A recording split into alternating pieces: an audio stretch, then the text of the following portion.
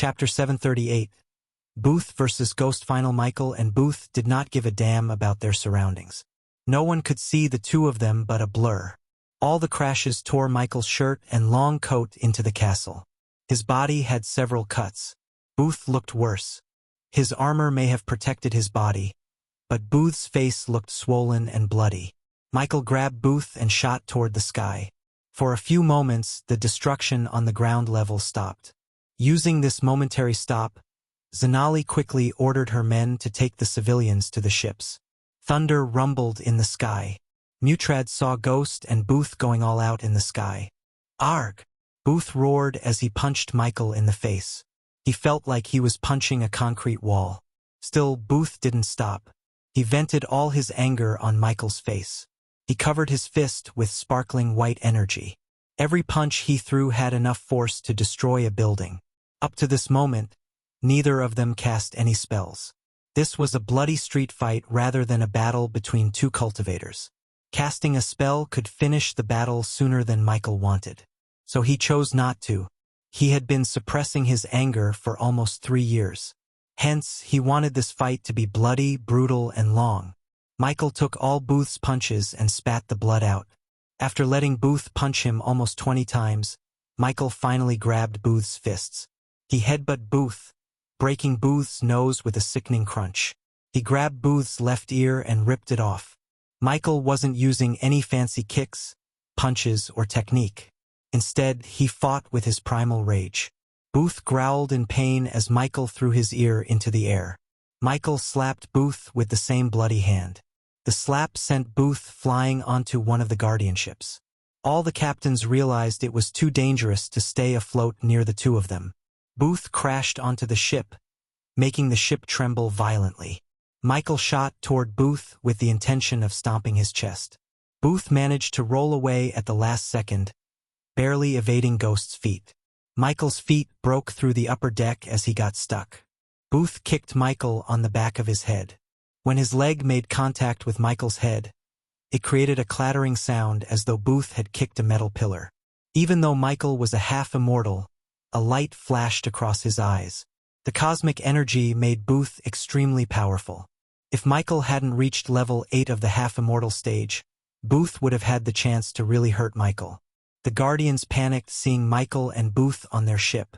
Every time Booth kicked Ghost, the ship swayed left and right. The captain could barely keep the ship afloat. Michael suddenly grabbed Booth's leg and shot toward the sky from the ship. He swung Booth against the ship's sail mast with enough force to split the mast in half.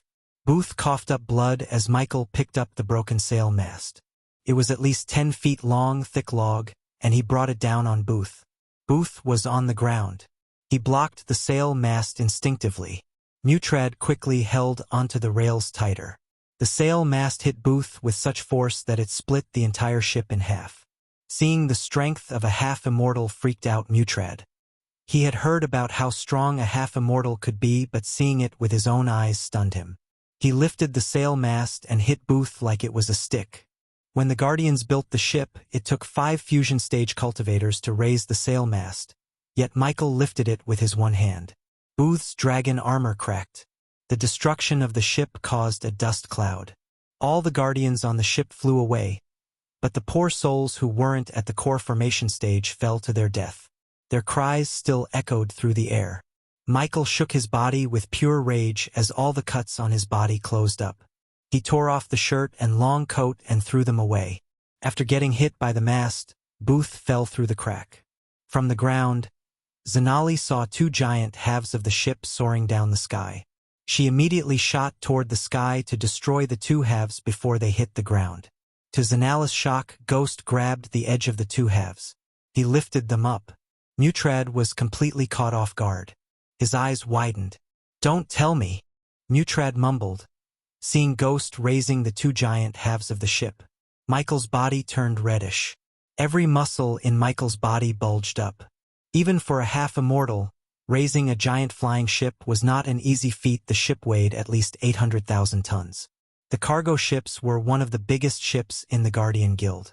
Seeing Ghost lift the halves using his raw strength freaked out every single one, including Mutrad. He had never seen such a humongous display of strength before. Michael threw each half at Booth. The weight of the halves, coupled with the friction in the air, lit the pieces. Like two fiery meteors, the two halves oared down the sky. Booth's eyes widened. He wanted to fly away, but the injury he sustained prevented him from doing so. The first half hit Booth and the second one hit the first half, doubling the speed. The combined pieces soared down the sky and finally hit the ground. The moment they landed on the ground, the collision force formed a crater with a half-a-mile radius. The shock wave destroyed everything in another half-mile radius from the crater. The ground itself formed cracks in all directions. Half of the duchy was turned into a ruin by Michael and Booth. Still, Michael wasn't done with Booth. He dashed down from the sky to find Booth among the debris. Under all the rubble, Booth remained still. He couldn't move a muscle. The images of him and Valeria playing as children flashed across his eyes. When death was at his doorstep, Booth regretted many of his life's decisions. The biggest regret was not taking Ubra's head. One head cost another. He could see Valeria's kind and gentle smile. She did nothing wrong. Among everyone in the royal family, she was the only one who tried to stop Maxim Barnes from slaughtering everyone in the sanctuary. Instead, she opted for diplomatic relations with the sanctuary. "She didn't deserve to die," Booth mumbled. "Wake up. You have to save my daughter." Booth heard Valeria's voice in his head. Strangely, the voice sent a bolt of electricity through Booth's body. He felt revitalized. The light of life immediately returned to his eyes. His mind sent cosmic energy to every corner of his body and healed his wounds from within. The magical cosmic energy came to Booth's aid once again. Booth roared, lifting the debris up just enough for him to roll away. The debris flew in all directions as Booth punched through them. Once again, Booth and Ghost clashed in midair. Even after suffering so many devastating attacks, Booth fought like an enraged beast. His ferociousness surprised Mutrad. The two of them once again shot toward the castle grounds at lightning-quick speed. They kept exchanging blows while flying at high speed. Finally, they landed on the ground. At that time, Noah exited the castle. He saw Ghost holding Booth's head against the ground and flying forward. Michael scraped Booth's face using the ground. He suddenly threw Booth up high and flew toward him. In the mid-sky, crackling lightning bolts coiled around Michael's fist. He punched Booth toward the ground. Even though cosmic energy revitalized Booth's body and gave him the strength to fight, Michael was too strong. Cosmic energy couldn't close the gap between them. A thunderous shock wave pulsated in the sky after Michael punched Booth. Blood and spit flew out of Booth's face. The dragon armor he wore completely shattered, revealing Booth's blood-stained body. The houses that were fortunate to survive the initial shockwaves when Michael and Booth destroyed the castle crumbled down. When Michael landed beside Booth, not a single building in Valeria remained intact. Their battle left the duchy in ruins. Smoke and cries of people filled the air. Everywhere Noah turned, he saw nothing but destruction. The sky itself split open, pouring down rain to put out the flames. Yet, Michael's eyes still glimmered with rage and killing intent. He slowly walked toward Booth, who tried to crawl away. To the rain that stopped the flames from engulfing the duchy, it failed to put out the fire within Michael's heart. The anger within burned as hot as ever. Most of the Thusian soldiers who guarded the duchy were either on the guardianships or under the rumbles. Even the guardians trembled to even look Ghost in the eyes. They had never seen such a devastating battle in their lives. The duchy seemed like a violent storm had passed by. Noah took a step forward to stop Ghost from killing Booth. Whatever Booth had done, killing him wasn't justice but murder. However, Noah felt dizzy. The world around him began to spin. The effects of Andreas leaving his body and losing the soul energy took a toll on Noah. Everyone was focused on Ghost and failed to notice Noah collapsing down. The rain washed down all the blood off Michael's body. He bent down and lifted Booth by his neck. "Revenge has its own taste, doesn't it?" asked Michael. Booth lost all the strength in his body. Booth's handsome face was completely messed up by Michael. Half of his face had no skin whatsoever. I am the vengeance of 158 people you brutally murdered in front of my eyes. Michael slowly squeezed Booth's neck. Valeria's death is nothing compared to what I did do to Victoria, said Michael. No one dared to utter a word or even take a step forward. Take solace in knowing you will meet everyone you care for in the afterlife soon. Michael grabbed Booth's head. The people felt a chill running down their spine when they heard flesh tearing. In a few seconds, Ghost ripped off Booth's head from his body. Blood gushed out of the neck, splashing on Ghost's body. Zanali took a step back in utter fear seeing the severed head in Ghost's hand.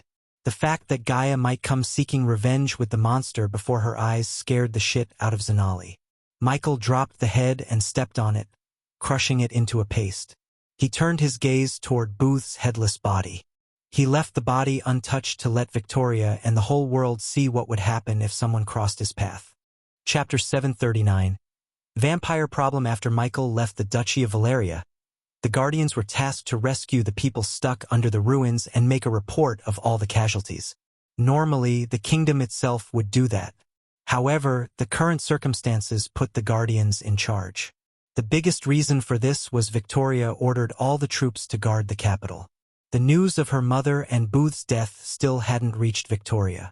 Zanali ordered a group of soldiers to find Valeria's body even though she knew it'd be like finding a needle in a haystack. The battle completely flattened the smaller castle behind Booth's castle, and only a couple of towers remained tall in Booth's castle. Zanali stood atop one of the towers, gazing at the destruction left behind by Ghost. A few days ago, this duchy buzzed with people and life. But now only ashes and ruins remained. People's cries for help replaced the songs of early birds and the noise of crickets. She couldn't even imagine what would have happened if Noah hadn't helped her bring the guardianships to rescue people. Thinking of Noah, she looked all over the place, but he was nowhere to be found. Guardian Captain. Zanali looked over her shoulder to see Evan landing behind her. He had a silver scroll and a quill in his hand. I got the names of everyone on the ships. If we can get the record of everyone in the duchy, we can cross off who's dead and missing, said Evan. Also, I received some disturbing reports from Diamond Valley and the capital. What could possibly be more disturbing than this, Evan? Evan took a deep breath and really hoped the reports he received were false. Vampires attacked the Thusian soldiers stationed at the Diamond Valley. Zanali turned around with a bewildered face. That's what the reports are saying, said Evan. He was just as shocked as Zanali when he heard the reports. To him, it seemed like the Thusians were really stuck in a mess. Ghost was destroying Thusia from one. Now, the vampires may have joined in the battle. Do the reports say why they assume it's the vampires? Asked Zanali. Apparently, some of our men saw black-cloaked figures biting the soldiers in the neck and found a couple of dried bodies. Zanali rubbed her temples. Of course, the Guardians had many captains and Alpha Guardians to deal with new threats. However, she felt the pressure because of Edith's connection to Thusia. Zanali didn't wish Edith to get hurt by the destruction of Thusia. As far as Zanali could see, the war wasn't going in Thusia's favor. The Thusians bet on King Maxim Barnes' breakthrough to the half-immortal stage. After witnessing how powerful Ghost was, Zanali doubted even if Maxim Barnes reached the half-immortal stage, he would be strong enough to beat Ghost. That's not it, Guardian Captain. Holy Guards have reached Thusian capital with His Holiness of Azer continent. Why? Frowned Zanali. For some reason, she didn't think the head of the Holy Church in the Azer continent came for Thusia's help. The Holy Guards are keeping the reason for their visit a closely guarded secret. But our spies learned that the Holy Church has recently received a disturbing recording of a high-level vampire breed, called the Blood Prince, admitted to working with King Maxim Barnes. Zanali's eyes widened. This was a strong allegation. The Guardian Guild and almost all the Great Eight clans had branded the vampire clan as mortal enemies. Anyone who was in relation to the vampires would be severely punished once found out.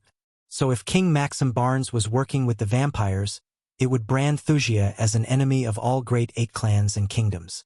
Simply put, Thusia would be isolated and marked as the betrayer of all lives. Rumor has it that the deal between this Blood Prince and King Maxim Barnes went south, which was why the vampires had suddenly launched an attack on the Diamond Valley. Guardian Captain, if this was true, Thuja's in a whole world of trouble. Zanali shook her head. Something's not right here. I can't say what, but we are missing something. After we clean up here, we must go to the capital. This time, we have to be prepared to minimize the casualties as much as we can when Ghost arrives at the capital, said Zanali. Seeing all this destruction, even Evan felt a pain in his heart.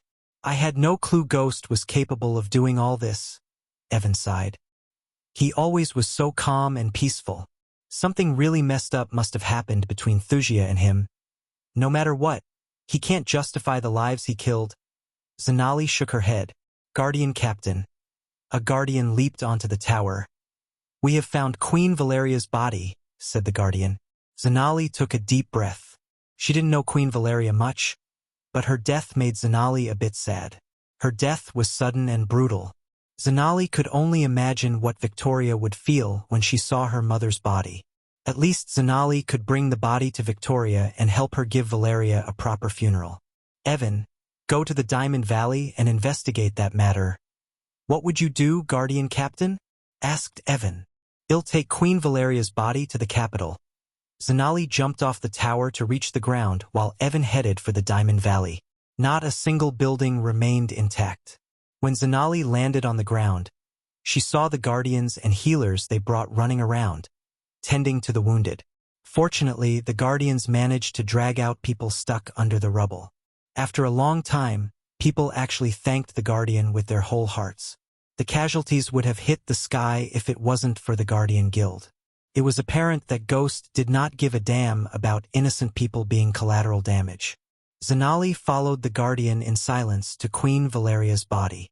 The Guardians blanketed the body with a white cloth. Zanali squatted beside the body and slightly lifted the cloth.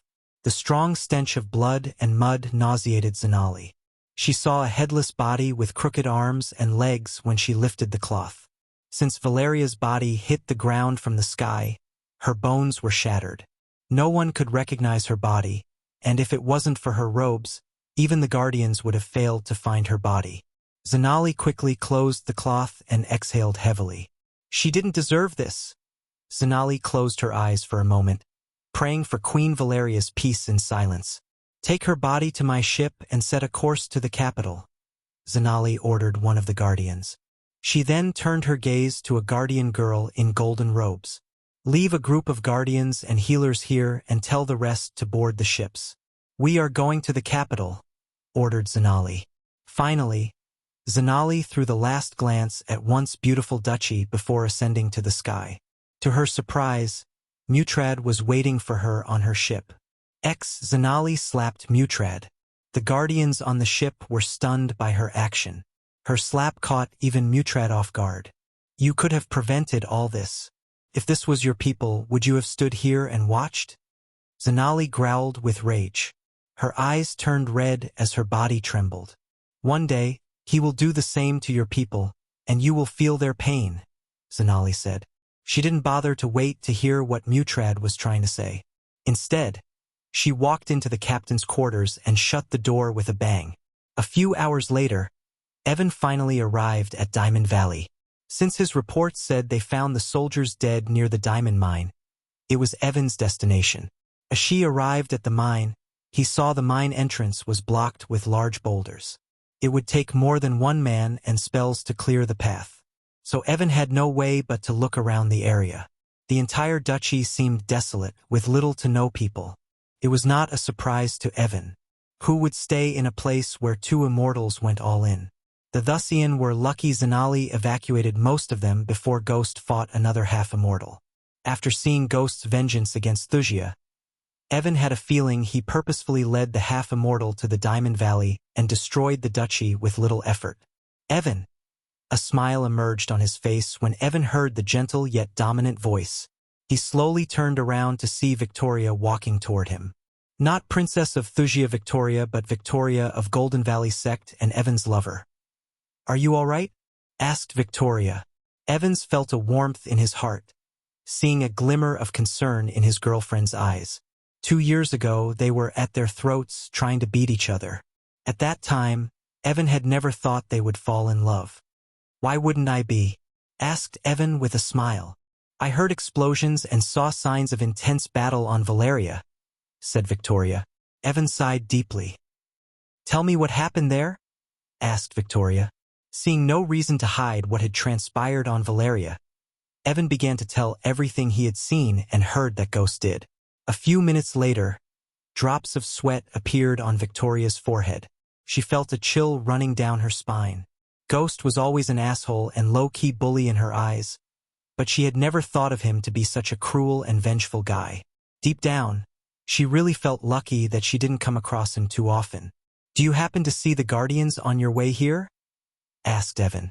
He didn't want Victoria to pay too much attention to the destruction of Thusia. Yeah, they set a temporary campsite over there. Victoria led Evan to their campsite where the Guardians preserved the bodies of the Thusian soldiers. Where is Zanali? Asked Victoria, leading Evan to the campsite. Went to hand over Queen Valeria's body to the princess. Man, I really feel bad for her, said Evan. So even after all this, no one is willing to stop Ghost? But what's the history between him and Thusia? He must have some kind of reason to go crazy on them, said Victoria. Although she hated Ghost even more after hearing Evan, she couldn't help wondering about the reason behind his vengeance against Thusia. In fact, every single newspaper and sect had the same question. Eventually, the two of them reached an open barren land with a large tent erected in the middle. Evan nodded at his fellow guardians around the tent and followed Victoria into it. The moment he stepped into the tent, he was welcomed by a shocking sight. Chapter 740. Back with a vengeance, a couple of guardians stood around a wooden table, covering their faces with cloth masks. To Evan's surprise, he saw a shriveled body that looked like it had been in the ground for at least 50 or so years. Surprisingly, the body didn't reek. Evan slowly stepped toward the body. It's the vampires, Evan, said Victoria. She unsheathed her sword and moved the dead Boda's head to the side. She pointed her sword at the neck as Evan saw a bite mark on the neck. Despite the shriveled, mummified body, the bite was distinguishable. How many bodies? Asked Evan with a deep frown. 12. We sent the rest to the guild for further examination. But it's definitely the work of vampires. Witnesses claimed they saw suspicious black-robed figures in the woods a few hours before the attack, said Victoria. Do you think it's a pre-planned attack? Asked Evan as Victoria nodded. I hate to be Princess Victoria now. If Ghost wasn't enough, they now have a vampire problem, Victoria sighed. Have you tried to clear the rubbles blocking the entrance to the mine? We tried to use some spells, but no use. I am afraid we might collapse the entire mine if we continue to do so. I don't think it's smart to clear the mine without King Maxim's or Princess Victoria's permission, said Victoria. Evan's gaze swept across the tent as the fellow guardians seemed to agree with Victoria. Sometime later, Zanali finally reached the outskirts of Thusia's capital. The snowfall took a turn for the worse and threatened the kingdom with a violent blizzard. The howling wind and the thunder rumbling created an ominous feeling. Zanali stood atop her ship, looking at the golden energy dome around the entire capital. Countless chakras and runes glowed within the dome. The Thusian soldiers constantly patrolled the air inside and outside the dome while armored soldiers guarded the ground inside. The dome covered the noble district adjacent to the castle and left the commoner house unguarded. The streets and houses seemed empty to Zanali. As the guardian ships were getting closer to the capital, a group of crimson-robed mages flew straight towards Zanali's ship. Halt! Zanali raised her hand as the ships came to a halt. She waited for the mages to approach her.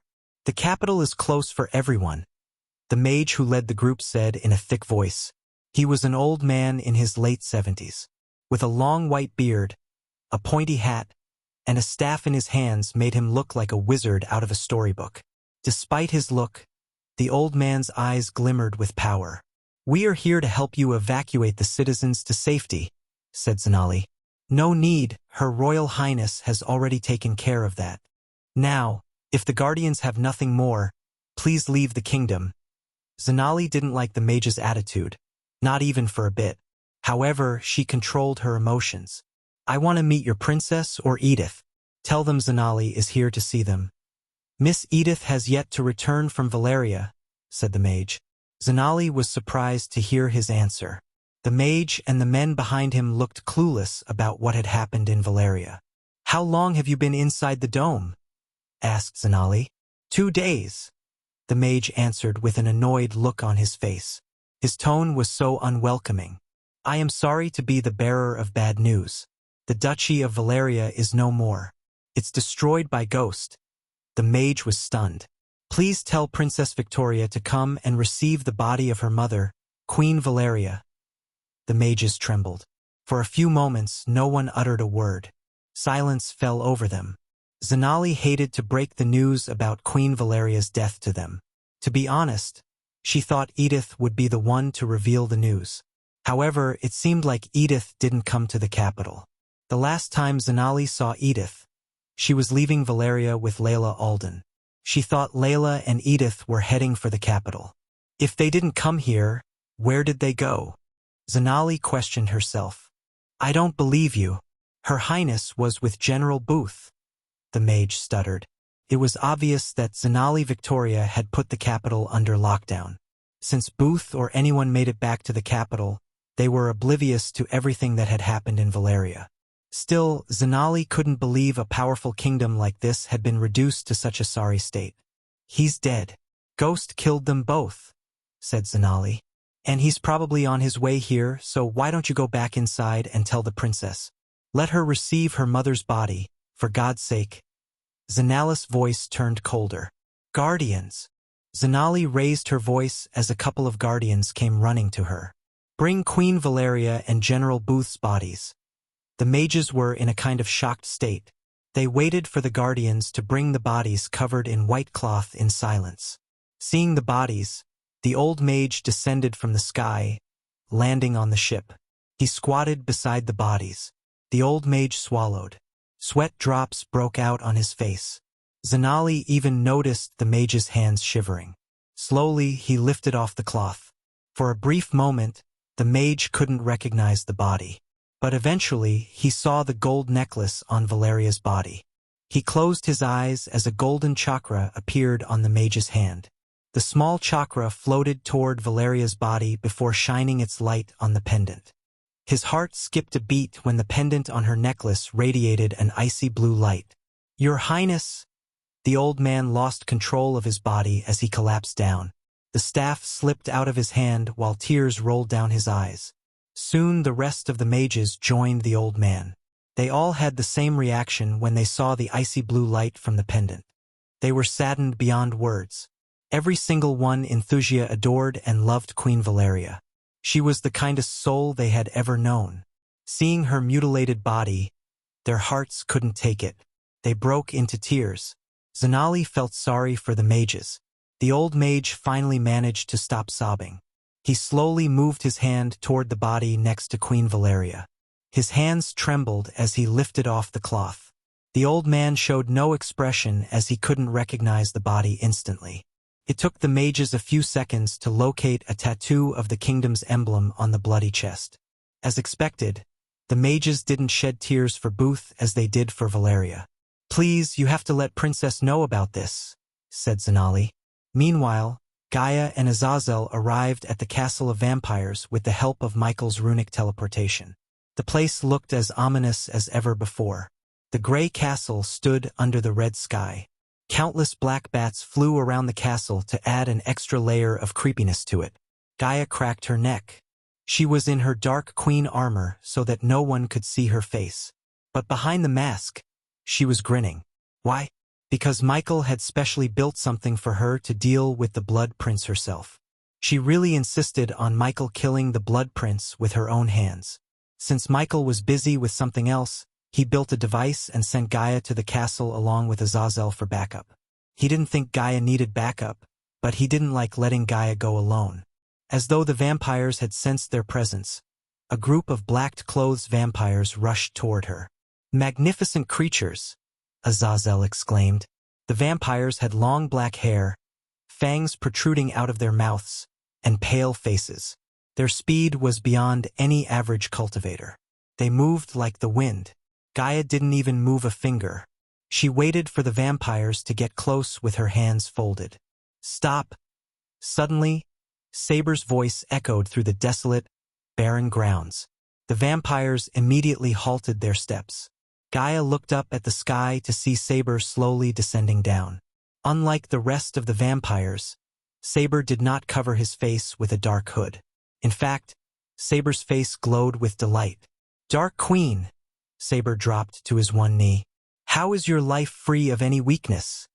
asked Gaia. "It's a gift I won't forget forever, Dark Queen," Saber bowed. He had been trying to find a cure for the vampire's weakness for sunlight for ages. He lost count of how many people he had killed, how many ruins he ventured into, and how many scrolls he had collected throughout the years. He literally put his blood and sweat into finding a cure. Yet, the Dark Lord offered him the solution in the form of a potion in exchange for his loyalty. Saber had no problem bending his knee before a god who could change the fate of his entire race in a few minutes. Of course, the Dark Lord's promise to make him the leader of the entire vampire clan played a big part in Saber's decision to serve the Dark Lord. "Rise!" Gaia gestured at Saber to stand up. Saber glanced at the man behind the Dark Queen with devilish wings and crimson-red eyes. Although he seemed calm, Saber sensed an overwhelming power from the man. Saber didn't think he could win against this man in a direct battle. The Dark Lord's power truly freaked out Saber. He felt agreeing to serve the Dark Lord was the best decision he had made in his life. He just hoped Trista would follow his steps instead of opposing the Dark Lord. On the contrary, he didn't even think about Ingram serving the Dark Lord. Unlike Trista and him, Ingram was an old-school vampire.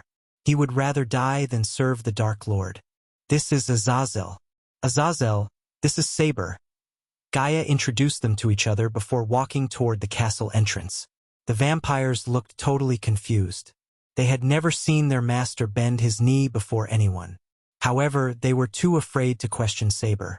Hence, they just followed their master, the woman in black armor and the man with wings. Gaia climbed the stairs like a queen, guarded by vampires.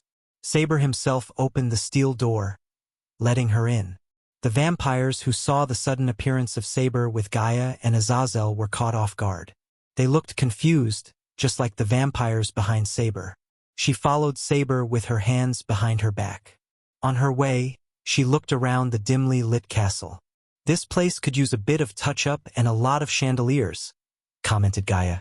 Some of Trista's vampires slipped into the darkness to inform their mistress. Saber noticed that yet did nothing to stop them. Since Gaia was in no hurry to meet the Blood Prince, she took her sweet time exploring the castle. She often stopped to look at the portraits, rooms, and even made some comments about how a vampire should really dress. Eventually, Gaia reached the meeting hall with the big roundstone table in the center. The last time she came here, the Blood Prince almost killed Michael with a single punch. At that moment, the seats were empty. Instead of waiting for the elder vampires to arrive, Gaia climbed on the table and sat with one leg atop another. "I'd be really disappointed if the Blood Prince isn't here," said Gaia. Chapter 741. The Blood Prince meets the Dark Queen. Gaia calmly waited for the Blood Prince. Despite the vampires surrounding them, Saber saw no signs of fear in Azazel's eyes. The vampires cowered in the shadows. Since Saber, an elder, brought them to their castle, the vampires dared not to raise a finger. However, they all waited for the Blood Prince to appear, wondering what he would do when he saw these new guests. After a while, a new group of vampires entered the castle. Unlike the vampires that welcomed them, these looked like savages. They wore nothing but black tunics to cover their privates and painted themselves with blood. The moment they entered the hall, the strong stench of blood nauseated Azazel's senses. The black-clothed vampires took a step back, making way for this new group. Gaia noticed a sliver of disgust in the black-robed vampire's eyes. Judging by how the two groups hissed at each other, it was obvious to Gaia that they hated each other. Something told Gaia this new breed of vampire belonged to the Blood Prince. Soon, the hall began to tremble as Gaia heard heavy footsteps. The temperature in the room slowly rose. Saber took a step to the side. His eyes glimmered with fear. All the vampires knelt down when they saw the Blood Prince. But the Blood Prince himself trembled with fury, looking at Gaia. The Blood Prince looked a bit weaker and lacked an arm since Michael ripped it off. Thanks to the dark flames, the Blood Prince could not heal or regrow his limb. Seeing how brazenly the woman sits on the table, the Blood Prince's killing intent shot through the roof. At the same time, the smell of their blood mesmerized him as though he was slowly getting high by the aroma. He knew one thing for sure, these two weren't humans. How does the Blood Prince win a battle? Single-handedly, Gaia chuckled. The vampires were stunned to see the woman ridiculing the Blood Prince in his own castle. Although she had a powerful aura around her, it was nothing compared to the aura around the Blood Prince. Yet, the woman had the guts to make fun of him. "Oh, sorry. I really shouldn't do that. I came here in peace. I am unarmed." She emphasized the word unarmed, raising her two hands. The Blood Prince's body began to tremble. "Okay, I know this situation looks out of hand. Geesh, I need to stop doing that." Gaia suppressed her urge to laugh. She seriously couldn't stop herself from making amputated jokes after seeing the Blood Prince with only one arm. The Blood Prince couldn't take any more as he tried to dash at Gaia. He was about to grab her and crush her to death when suddenly a bright golden light shot out from her hand. "Arg!" The Blood Prince screamed as his skin began to smoke. Saber saw a large cube in the Dark Queen's hands. The golden light came through the hole in the cube. The light mimicked the sunlight. Hence, the Blood Prince started to cover his face as his body was slowly burnt by the light. The vampires immediately leaped away from the Blood Prince. They hissed at the sunlight, hiding in the corners of the hall. As seconds passed, the light glowed brighter and brighter with high intensity. Gaia threw the box in the air as it floated right above the Blood Prince, out of his reach. It created a spotlight on the Blood Prince, trapping him within. The Blood Prince couldn't move a muscle. All of his strength was redirected to keep himself from burning. Although the sunlight wasn't enough to kill a half-immortal like the Blood Prince, the longer he was exposed to the sunlight, the higher the chance of his body entering into a slumber to recover. It would take centuries for the Blood Prince's body to head, and that too if he was kept in complete darkness. The Blood Prince roared. "Who are you?" The Blood Prince managed to growl. "Stop. It hurts." Gaia didn't give a damn about the Blood Prince's pain. In fact, she wanted him to suffer before he died. Plus, she wanted the vampires to witness absolute power so they would follow the Dark Lord with loyalty and fear. "This is what happens when you mess with the wrong people," said Gaia. "Saber." She turned her gaze towards Saber. "Why don't you show your gift to everyone in the room?" Saber nodded. Everyone locked their gazes with Saber as he slowly walked toward the spotlight and the Blood Prince. On his way, Saber rolled his sleeves to his elbow. Under everyone's gazes, Saber put his exposed hand into the light. The vampires expected Saber's hand to burn to a crisp. However, on the contrary, nothing happened to his hand. The vampires were stunned. Some even wondered whether the light was really harmful to a vampire. Thankfully, the Blood Prince's body kept smoking. Otherwise, the vampires wouldn't have believed the light was indeed harmful to them. The Blood Prince could hardly move his head. Still, he managed to glance at Saber's hand. Just like the vampires, the Blood Prince was stunned. The light burnt his skin as the same as the sunlight, yet it did not harm Saber. "Did you see that, Blood Prince? Saber is not harmed by the light. We would have given you this gift if you weren't such an asshole," said Gaia. "I never even met you, bitch," the Blood Prince growled. Gaia almost forgot that the Blood Prince met them as Ghost and Elia, not as the Dark Lord and the Dark Queen. Gaia did not respond to the Blood Prince. Instead, she took out the golden spear Michael used to kill the half-immortal elf from her space ring.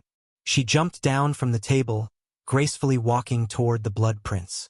She fiddled with the golden spear on her way.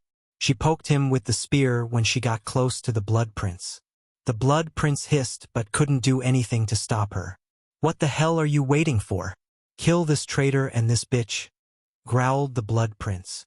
Immediately, the red-painted vampires of the Blood Prince dashed forward to attack Gaia and Saber. Instead, Saber could order his men to retaliate. A bolt of lightning struck the red vampire. The bolt flew past Saber's face, sending a chill down his spine. The bolt struck the vampire and penetrated his head.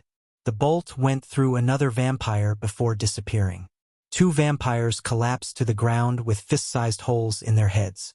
The red vampires halted their steps as they were stunned. Saber utilized their shock and dashed at them with inhuman speed. His figure became blurred as two fangs grew out of his mouth. The next moment, Gaia only noticed several bloody veils of mist above the red vampires' heads. Even she couldn't see him killing the vampires. He was simply too fast. In a blink of an eye, Saber killed all 5 red vampires. When he returned to his previous place, his entire body was drenched in blood. Just the sight of Saber covered in blood made the vampires tremble in fear. "It's time to put you out of your misery." Slowly, Gaia grabbed the Blood Prince's throat before slowly sending the spear through his chest. The runes on the spear glowed brighter and brighter as the Blood Prince growled. Blood slowly tricked down his chest. He couldn't move a muscle. His life flashed across his eyes. The vampires he created died within a few seconds. Saber, one of the elders, betrayed him and his minions never came to his aid. Gaia twisted the spear to inflict more pain. Surprisingly, Trista, the brunette vampire, and friend of Lenora appeared in the hall. Her eyes widened at the sight of Gaia killing the Blood Prince. "Calm down, Trista," Saber quickly said before Trista did something she would regret later. Trista was unable to comprehend what was happening before her eyes. Saber, of all people, stood beside a creepy-looking woman and man and watched the Blood Prince slowly getting stabbed to death. Not that she had any love for the Blood Prince, but it was shocking to Trista. To be honest, Trista hated the Blood Prince to the core since he killed Lenora. Little did Trista know that the Blood Prince kept Lenora's head in his room. In a sense, Lenora was still alive. But no one except Ingram and the Blood knew about her state. At least that's what the Blood Prince thought. The blood trickled down from the Blood Prince's chest, forming a blood puddle under him. Usually, the vampires wouldn't drink another vampire's blood, but the sweet aroma from the Blood Prince's blood really made it hard for them to resist. Even Trista's fangs slowly grew in size. Gaia saw the light of life slowly leaving the Blood Prince's eyes. The new device built by Michael and Eladir surprised Gaia. She had her doubts when Michael said this device would create a light as powerful as the sunlight. But looking at the device at work, she was surprised. With this device, the vampires could pose no threat to them. Not only vampires, but even the undead would also be powerless. Trista was afraid even to take a step forward. She stood at the entrance with the rest of the vampires. At that moment, Gaia slowly drew the spear out of the Blood Prince's chest. She swung the spear, splattering the blood across the hall. Afterward, she stabbed the Blood Prince in the throat. "Arg!" the Blood Prince growled. She forcefully cut the Blood Prince's throat to sever his head clean off. Since the Blood Prince was a half-immortal, it took almost every bit of strength in Gaia's body to cut his head off. Blood sprayed out of his neck, painting her black armor red. Yet, she didn't even flick as she continued to cut his head. Trista shivered. She watched the Blood Prince brutally getting butchered in his castle surrounded by his men. She simply couldn't believe it. However, she trusted Saber enough to stay still. Finally, Gaia lopped off the head and raised it in the air for everyone to see. The Blood Prince's eyes were still wide open and filled with pain and anger. "Now we can talk about the future of all the Nightwalkers," said Gaia. Chapter 742. The Blood Prince's bloody collection. Gaia showed the severed head to every vampire around her. The vampires took a step back in utter fear. She had killed their strongest. These vampires were more terrified than furious at her for killing the Blood Prince. "His body belongs to us. Anyone got a problem with that?" asked Gaia. As expected, no one dared to utter a word. With a flick of her wrist, she took out a silver scroll from her space ring. She put a sliver of arch energy as the runes glowed within the scroll. The next moment, a bright light enveloped the Blood Prince's body and disappeared along with the body. "Everyone, please leave the hall," said Saber. The vampires looked a bit flustered for a few moments, but ultimately they left the room, leaving Trista behind. "Azazel, look around the castle and get the feel of the layout." "As you wish, my lady." Azazel deep bowed before leaving the hall. Gaia sat down on the chair facing Saber. You can take your seat beside Saber. Gaia gestured at Trista to sit. The brunette vampire looked confused. Despite being one of the oldest and the most powerful elder vampires, Trista couldn't help feeling weak in front of the black-armored woman. You want to know what the fuck just happened, right? Gaia asked Trista. Trista slowly nodded. I think it's better if Saber explained everything to you. Gaia turned her gaze towards Saber. She patiently waited for Saber to tell everything that had happened after he met Ghost to give an immortal killing weapon to him as part of their deal. 2 days ago, Saber took out an immortal killing weapon from his personal collection. He went to meet Ghost but met the Dark Lord instead. At first, Saber was completely off guard. Everyone in the vampire clan was terrified of the Dark Lord. So when Saber saw him, he thought he was going to battle the Dark Lord for his life. However, the Dark Lord revealed his identity and shocked Saber. It was Ghost. He offered Saber something he couldn't refuse: immortality and a permanent solution for the sunlight problem. The Dark Lord kept his word as he gave more potions to Saber. But he also offered a permanent solution if Saber was willing to serve him. When Saber felt reluctant to agree to bend his knee, the Dark Lord attacked him. Compared to a half-immortal, Saber was weak. He couldn't even react in time before the Dark Lord injected a potion into his neck. Saber lost consciousness. To his utter shock, he woke up on a beach in Royal Land. The sun didn't hurt him at all. Furthermore, he didn't feel his blood lust at all, even when there were bleeding humans before him. Only then did he realize the Dark Lord wasn't lying about a permanent solution. Saber had never felt so powerful in his life. At that moment, Saber could see his kind's bright future. Without a weakness to the sun and blood craving, they had the chance to become a whole new, powerful breed. This new power came at the cost of Saber and his kind following the Dark Lord. The Dark Lord exposed their existence because Haken was stupid enough to try to kill him. The Dark Lord explained how similar his kind and he is. The vampires drew power from darkness, and the Dark Lord was the god of darkness. In a way, the vampires were born to follow him. Saber felt the true extent of the Dark Lord's power when he turned the day into night. His power grew out of bounds. After everything was said and done, following the Dark Lord seemed to be the best option. Therefore, Saber agreed to serve the Dark Lord. Saber had a feeling choosing otherwise would mean the death of him and his kind. But Saber focused on more positive things. When Saber finished his story, Trista was in complete shock. First, she still couldn't believe Saber could survive the sunlight.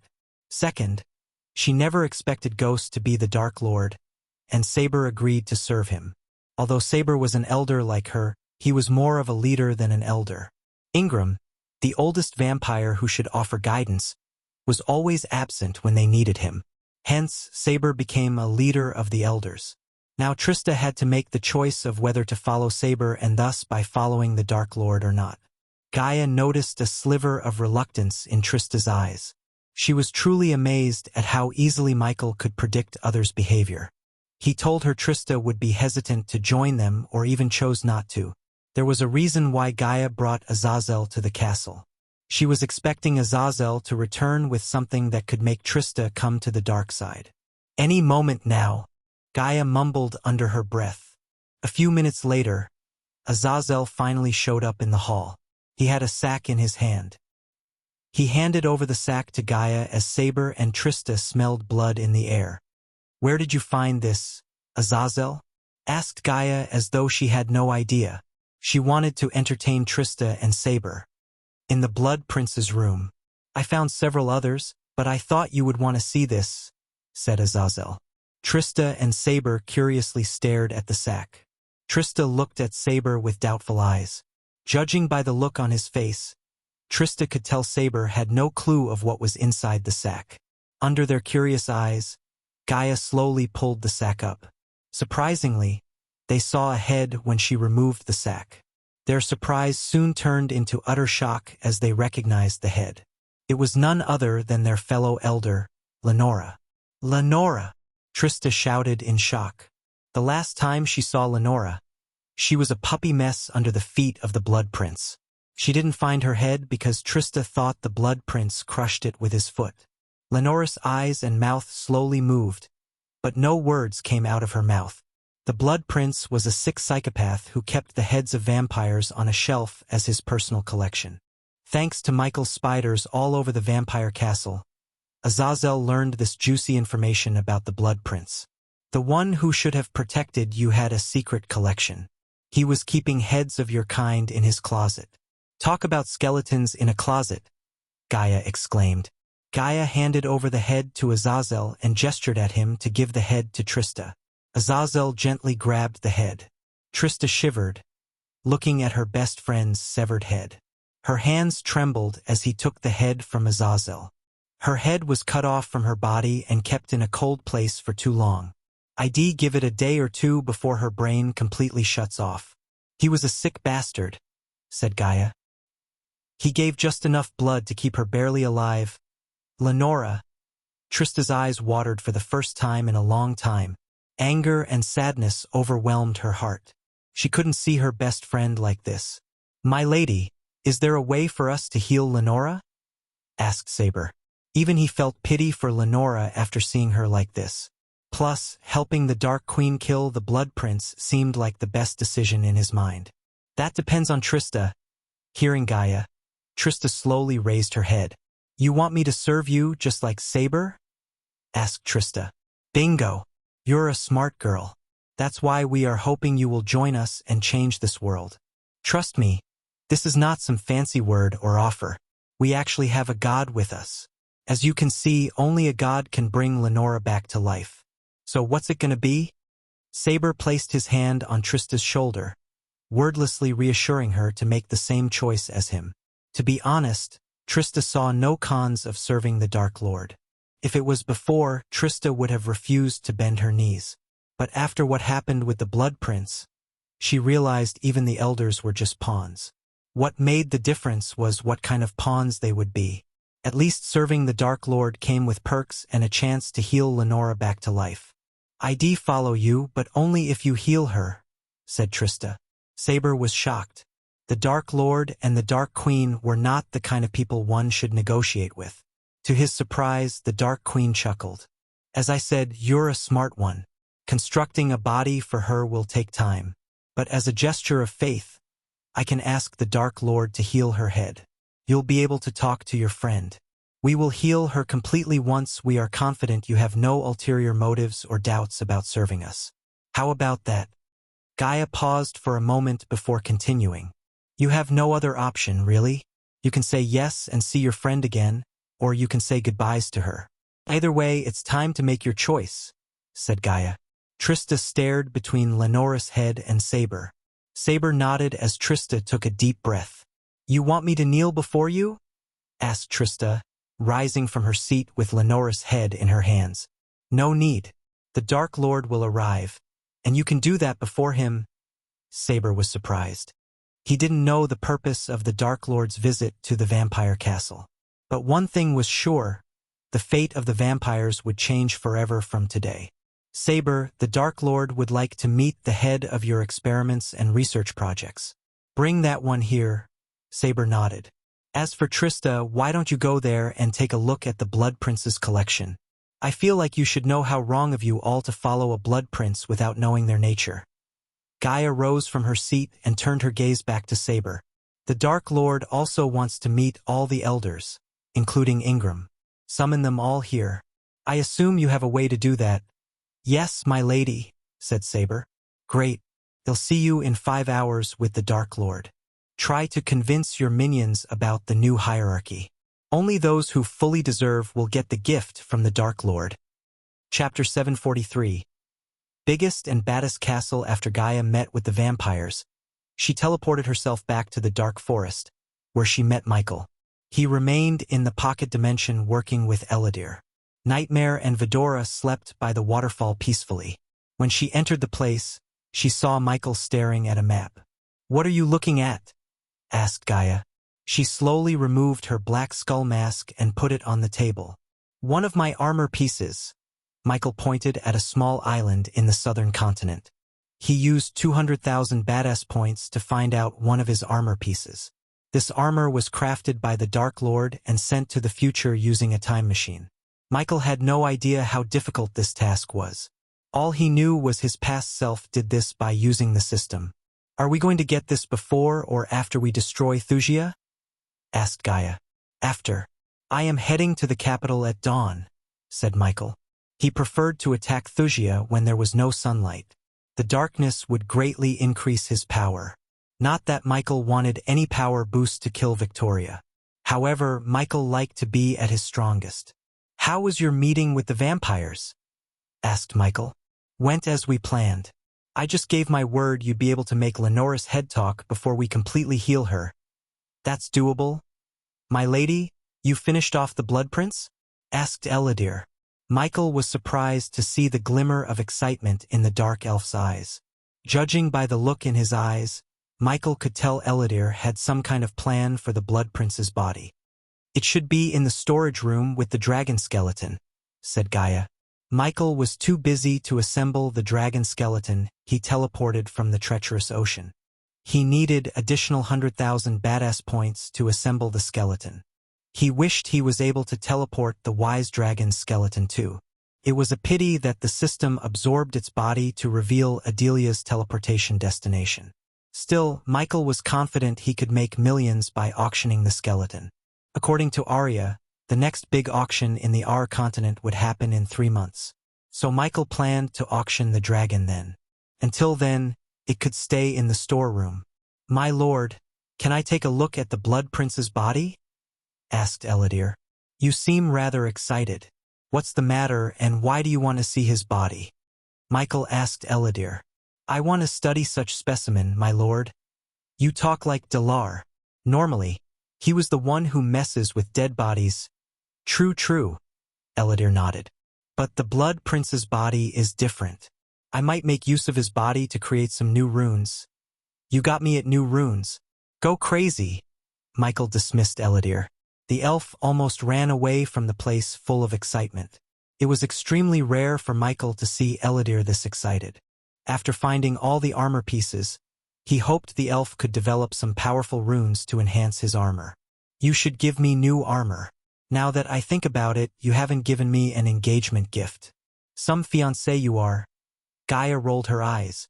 "Didn't I tell you I would get you your throne of Nagaland? You're kidding me, right? After we reveal our identities, do you think I can peacefully rule Nagaland as the queen? The Sky Hall and the Guardians would be at my neck if I ever stepped into my own kingdom." Michael's brows arched up. It was such a simple thing, but he completely forgot about that. This was the reason Michael wanted to put an end to keeping 2 identities.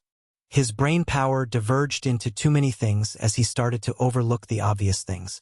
Michael took a deep breath. Although he didn't utter a word, Gaia could tell how sorry he was by looking at his eyes. She smiled. "You don't have to worry about that. I know you have so many things to deal with. It's okay," Gaia gently said. The moment she said these words, Michael hated himself. She asked for one thing for him, but he failed to give her that. Michael calmed himself with a few deep breaths. Quickly, he remembered the floating mountain given to him by Eve's father. "I am going to build you the best and baddest castle this world has ever seen and give it to you as my loving gift," Michael said, taking her arms into his. He slowly moved over the strand of hair on her face and felt her smooth, soft skin. "You are the best thing that happened to me in this life." Michael meant these words with all of his heart. Little did he know that Gaia was the biggest and the main reason why the past Dark Lord chose to reset the entire universe. She was cursed and slowly dying. To be honest, the Dark Lord didn't think he could live and fight without his wife. The only way to save her was to travel back in time. Michael did that in a heartbeat. Fortunately, that fate had been avoided the moment Michael retrieved the curse-breaking artifact from the treacherous ocean. "You better!" Gaia ruffled Michael's hair playfully. As seconds passed by, Michael prepared for what could be his final battle as Ghost. He flicked his wrist as his usual black attire appeared on an armor stand. He touched the clothes, sighing. Finally, Michael put on his robes and sheathed a silver sword with several crimson-red engravings on it. This was the sword Saber gave him. With this sword, Michael possessed 2 immortal killing weapons. "I will come with you," said Gaia when he finished putting on his robes. "Before you say anything, Let me remind you that Zanali knows who I am. You need backup. However, Michael shook his head. I can't afford you with me on the battlefield. Instead, I need you to go to the river town to ensure Eve and everyone's safety. I will take care of Zanali. Don't play me for a fool, human. I know you are sending me away so no one could take me hostage and turn the table on you. Gaia snickered. You know how Maxim operates. I can't afford any fuck-ups. Gaia sighed heavily. Judging by the look in his eyes, she knew there was no point in arguing with him. Hence, she agreed to go to the river town. But let's go meet Saber and his kind first, said Michael. A few hours earlier, Zanali was granted entry into the capital by the mages. She entered Maxim's castle with the mages carrying Valeria and Booth's bodies. Victoria was talking to Terence, Minister Gordon, and some prominent nobles in the kingdom. All the nobles had one thing in common among them: fear. They were afraid of Ghost. Many of the nobles had already left the kingdom via their personal ships. Those who remained in the kingdom were either ordered to stay by Victoria or were too loyal to Maxim Barnes. Since Victoria didn't know about the death of her mother and Booth, she looked surprised to see Zanali. At first, Victoria thought Zanali was here to help the citizens. However, when she saw the mages carrying something covered in white cloth, her heart skipped a beat. Guardian Captain Zanali. Victoria greeted her as the mages placed the bodies on the ground.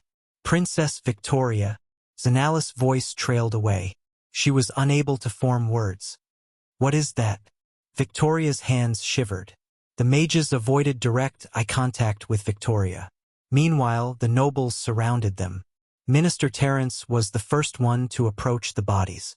He squatted beside them and slowly lifted the cloth.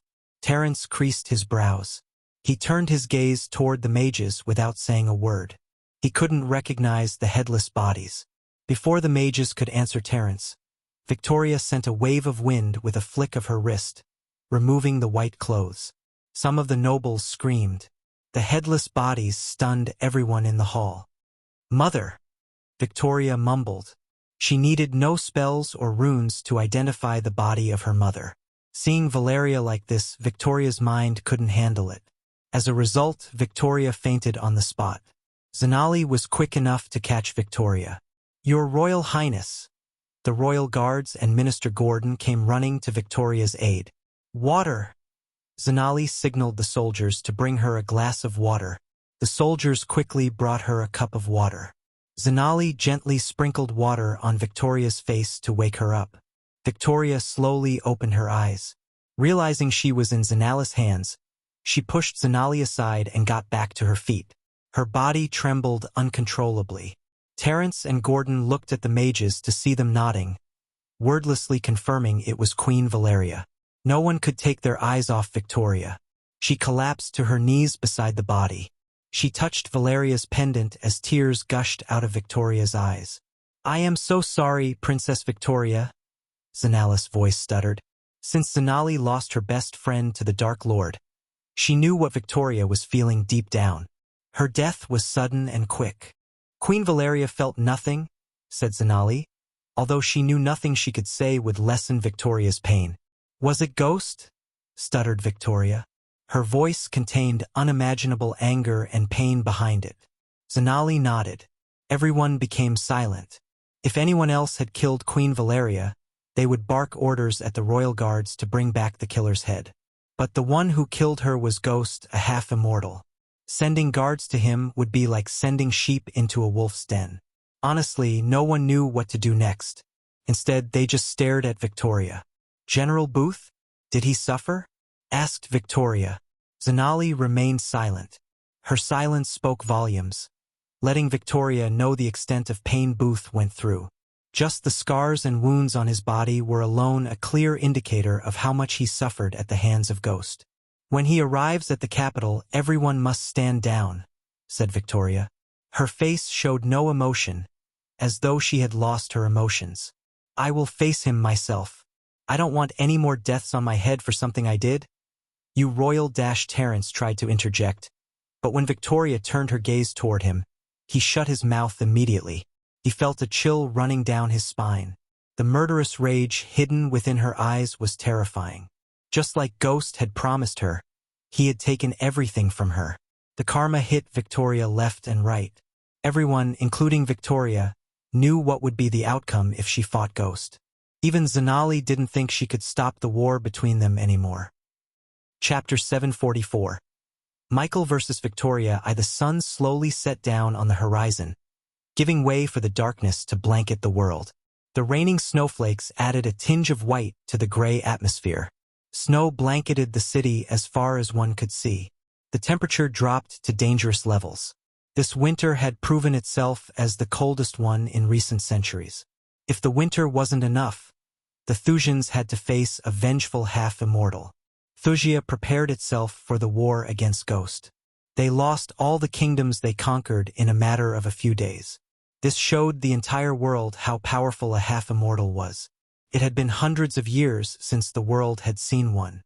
Thus, the world had forgotten about half-immortals and immortals.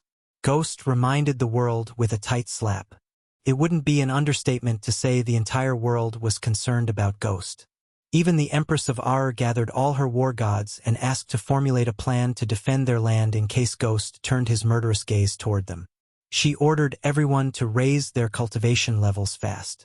In fact, the Empress ordered the royal blacksmiths, engineers, and runemasters to build a special arena where a fusion stage cultivator could safely break through to the half-immortal stage. Of course, this arena wouldn't save them from the heavenly tribulation 100%, but it would certainly increase their chances of survivability. Finally, when darkness completely took over the day, Michael arrived at the capital. He didn't bring anyone with him because he didn't need them. He ordered King Gunnar, King Baldur, and all his allies to leave the Ithilien island. They didn't dare to argue with Michael. They all heard what had happened to the Duchy of Valeria. It was indeed a pity they had to leave Golden Port. However, their lives and their soldiers' lives were more important than the city itself. The golden dome around the capital flickered, indicating Michael's arrival to the Thusians. Michael could have blocked these arrays with the system, but he simply didn't. In fact, he wanted them to know. Only that way would they feel helpless and afraid before losing their lives. Granted, he could kill Victoria, her family, and destroy the kingdom in a couple of days. But he wanted every single one of them to suffer and live their last moments of life with fear. He wanted them to wish they were dead instead of living in constant fear. As for Victoria and Maxim Barnes, he had special plans. Michael's glance swept over the capital. Although he grew up in the forest far north of the castle, he knew nothing about the city. His whole world was the sanctuary and the people living in it. Up to this moment, he had no idea about the exact location of the cosmic stream. The system asked 3 million badass points to pinpoint the stream. However, Michael chose not to pay the system. Since King Maxim Barnes was using the stream to break through to the half-immortal stage, the location would be revealed automatically to him the moment Maxim Barnes triggered the heavenly tribulation. Unluckily for Maxim, Michael would be waiting to hinder his tribulation. Michael slowly flew toward the Golden Dome, covered the entire city. As much as Michael hated Edith, he had to admire her talents in runes and arrays. Even Eladir was surprised by some of her runes. The closer Michael moved toward the energy dome, the more ripples appeared in the dome. Using his X-ray vision, Michael scanned the city. He found no life signs in the city except inside the castle grounds. The reports Michael heard were right. Victoria evacuated the citizens out of Thusia. Not that Michael would have cared if there were people in the city, but at least now he had a clear conscience. The soldiers within the castle came running outside. They all prepared the trebuchets, giant crossbows, and flamethrowers ready. These machines were engraved with powerful runes to hurt cultivators. Michael couldn't care less about them. Even the immortal killing weapons failed to harm him. The only way to kill him was the god-killing arrows that Michael was still researching about. Michael had a feeling these arrows were somehow connected to the system and its origins. After all, as long as Michael had the system, killing him would be impossible. Michael shoved all those thoughts to the corner of his mind. At this moment, he completely focused on one thing: the destruction of Thusia once and for all. To Michael's surprise, Evan and Zanali flew through the energy dome to him. The moment Evan saw his half-immortal level 9, His eyes widened. Thanks to Gaia killing the Blood Prince and some of the vampires who chose not to serve the Dark Lord, Michael gained enough experience points to reach level 9. His god-level cultivation speed startled Evan. It wasn't even a year since he entered the half-immortal stage. With this rate, Evan could tell Ghost would become immortal in a few months. Ghost, we need to talk about what you're going to do. You already killed Valeria, destroyed all their cities, and took back the kingdom they conquered. Isn't it enough? Asked Zanali. Michael remained silent. If you let go of this feud, it'll release Gaia of all the crimes she has committed, said Zanali, only to see Michael fold his arms.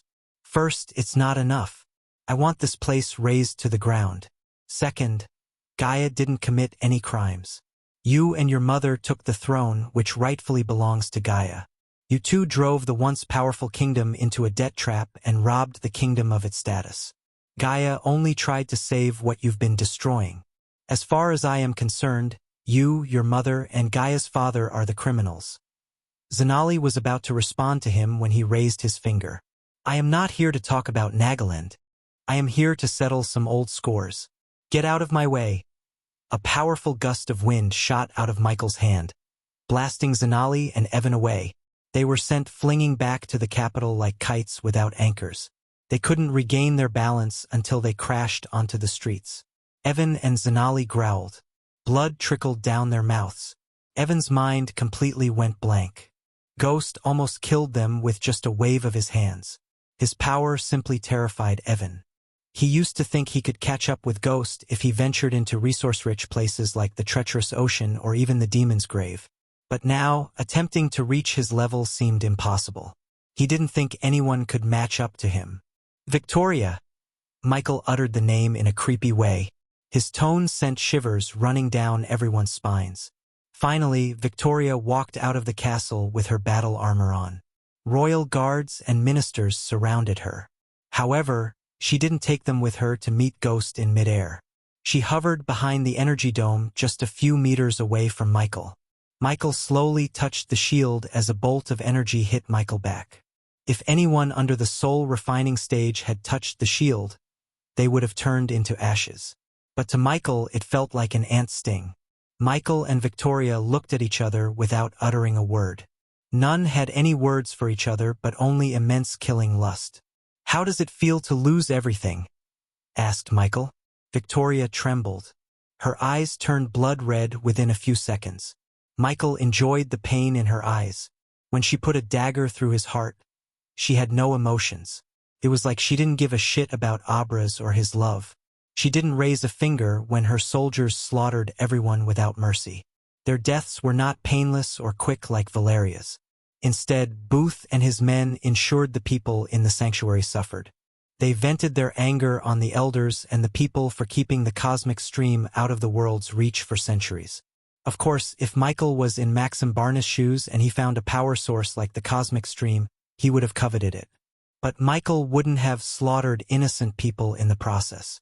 He would have found another way, or if the push came to shove, he would have used the system to absorb the energy source forcefully. No matter what, he wouldn't have slaughtered children for power. No words, huh? Michael snickered, seeing no words coming out of Victoria's mouth. You and I both know this shield cannot protect you. You're going to die today, and so does everyone in your capital, said Michael. Afterward, he looked over Victoria's shoulder at the people on the castle grounds. Last chance to get out of here. Michael amplified his voice with arch energy. Hence, his words sounded loud and clear in their ears. He genuinely offered the soldiers and the nobles a chance to escape. Unfortunately, they all decided to stay with Victoria to their last breath. You are all betting on Maxim Barnes reaching the half-immortal stage, right? Guess what? Even if he becomes one, he has no chance of killing me. And Vicky, do you think I will let him become one? I heard messing with the heavenly tribulation will break someone's meridians. I have to test that theory today, Michael snickered. He still couldn't decide who to kill first, Victoria or Maxim. Nonetheless, they would both die at the end of the day. Michael devilishly grinned. He toyed with Victoria's mind just like how she played with Abra's. While he was riling Victoria up, the soldiers prepared the war machines to fire at him. He didn't mind them at all. No matter how hard they tried, those poor souls had no chance of hurting him at all. Michael placed his hand on the golden dome, creating ripples in the shield. He leaned forward toward Victoria. "Are you going to stare at me or try to avenge your mother?" Michael grinned. As Michael expected, the moment he mentioned Valeria, Victoria dashed at him. Her armor lit up like a Christmas tree. The runes glowed in various colors. She could have fought a level 1/2 immortal with the cosmic energy and the armor, but she stood no chance against Michael. He simply flew backward, away from the golden shield. "Your Royal Highness!" the royal guards shouted, seeing Victoria dashing outside through the shield. Finally, the battle between Ghost and Victoria began. She had a whole kingdom and an army behind while Michael faced them alone. Despite the advantage of numbers, they all feared Michael. In fact, they knew this was an unwinnable battle. Still, they fought for Wuxia out of loyalty. Chapter 745. Michael versus Victoria 2. In mid-air, Victoria and Michael clashed. She unsheathed her long sword and held it tightly using both hands. The sword was extremely heavy, but this sword was just for normal enemies. She could conjure a sword made of cosmic energy, which could cut through anything except Michael's body. That didn't mean the cosmic sword was completely useless against Michael. For some reason, Victoria fought with the big long sword instead of the cosmic sword. Victoria swung her heavy sword left and right. Michael wondered what lengths she went to reach the fusion stage in such a short amount of time. Judging by the unstable energy radiation around her body, Michael could tell she had used shortcuts to boost her power. Michael swayed his body to the sides, easily evading the sword. Victoria's figure was blurry to others, but to Michael she moved in slow motion. He read all her moves before she made them. Victoria was trained to control her emotions. But how could she control her anger when she fights the killer of her mother? "Is this all you got?" Michael snickered. He put one arm behind and swatted the sword with the other. Victoria fought viciously. Each of her sword swings cut through the air, creating a sharp noise. While swinging the sword, she raised her hand. Immediately, the sword in her hand lit with fire. The flames were scorching hot. They vaporized the snow in a 5-meter radius around them. It felt like the snow had stopped for Michael and Victoria. Every time she swung her sword, the flames lingered in the sword's path for a few moments before fading away. Despite the flames on the sword, Michael swatted the sword like it was nothing. Suddenly, Michael grabbed the sword with one hand. "I am disappointed in how pathetically weak you are," said Michael. He clenched his fist and punched Victoria in the gut, sending her flying back into the dome. She flew in the air for a minute or two before crashing down on a wooden building. The sheer force of her collision made the house crumble down. Michael looked at the flaming sword in his hand. "Fancy sword," mumbled Michael. To his surprise, a couple of crimson-red runes glowed on the hilt. The sword dashed out of his grab. It flew straight toward Victoria, leaving a fiery trail in the air. He noticed the broken wooden planks in the house moving. Soon, Victoria managed to climb up the collapsed house with the flaming sword in her hand. "Your Royal Highness!" The royal guards came running to her rescue. "Fire!" Michael turned his gaze toward an old man in silver armor. The ashen-haired old man ordered his men to fire the trebuchets.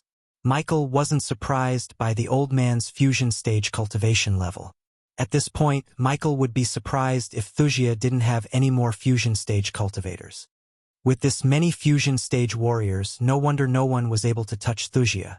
Maxim Barnes created a powerful dynasty in a short time using the cosmic stream. The boulders fired by the trebuchets soared through the air. In mid-air, some of the boulders froze while some lit up with flames. Michael hovered in the air, waiting for the boulders. When they were just a few meters away from him, Michael simply raised his hand. A ring of arc flames pulsated from Michael's body. Upon the boulders came into contact with the dark flames, they turned into ashes. The soldiers were stunned. In a blink of an eye, almost 20 boulders disappeared from their sight completely. Still, the old man did not lose hope. He barked another order to fire again. At the same time, Victoria shot toward the sky to resume her fight. A frozen boulder reached Michael before Victoria. He surprised everyone by catching the boulder. He lifted the boulder with one hand. He started to spin the boulder on top of his index finger. When he saw Victoria soaring through the air, he threw the boulder at her. She swung the sword, cutting the boulder in half. But when the boulder split open, she saw Michael's fist. She quickly raised the sword to defend herself. Michael's fist hit the sword. In return, the sword hit Victoria's face. Her vision became blurry for a moment. Michael utilized the opportunity by grabbing her by the shoulder and headbutting her. The helmet she wore formed cracks as she felt like she hit a stone wall. For a few moments, everything around her started to spin. Michael sent her flying back to the castle with a single slap. Blood and Victoria's wisdom tooth gushed out of her mouth. The royal guards couldn't see their princess getting beaten to death. Although they were ordered to stay out of the battle, the loyal Thusians broke the order for the sake of Victoria. All the 12 royal guards shot toward the sky with no fear but intense anger and killing intent in their eyes. Each of them was armed to the teeth and halberds engraved with various runes. Unlike Victoria, the royal guards began to cast various spells. In a blink of an eye, Michael saw various shapes and forms made of celestial energy materializing in front of his eyes. The spells lighted up the dark sky, and the boulders were the fireworks. Zanali leaped onto the air and caught Victoria in midair. The pressure began to get to Evan. Deep down, he wanted to get the hell out of the capital to save himself. However, the oath he took as a guardian prevented him from doing so. Contrary to the Thusian soldiers, he had no loyalty toward Thusia. Even when Ghost wasn't casting any spells, Evan could feel immense pressure under the shield. The only silver lining was that at least Ghost didn't seem to have any intention of breaking the shield down. While Zanali was helping Victoria, Evan looked up at the sky to see the royal guards battling Ghost. The sky was littered with all the elements there were. Michael saw a lion made of fire roaring at him, a sword made of ice flying toward him, and ethereal hands trying to hold him down. Michael didn't flinch an eye. He just floated in the air with his hands folded. Instead of wasting his energy defending, he let the spells hit him. One by one, the spells hit Michael. Of course, the responsive shield appeared around Michael in the form of a translucent shield and absorbed the attacks completely. As a result, not even Michael's robes were harmed by the spells. When all the shapes and forms disappeared from the sky, Michael shook his head disappointedly.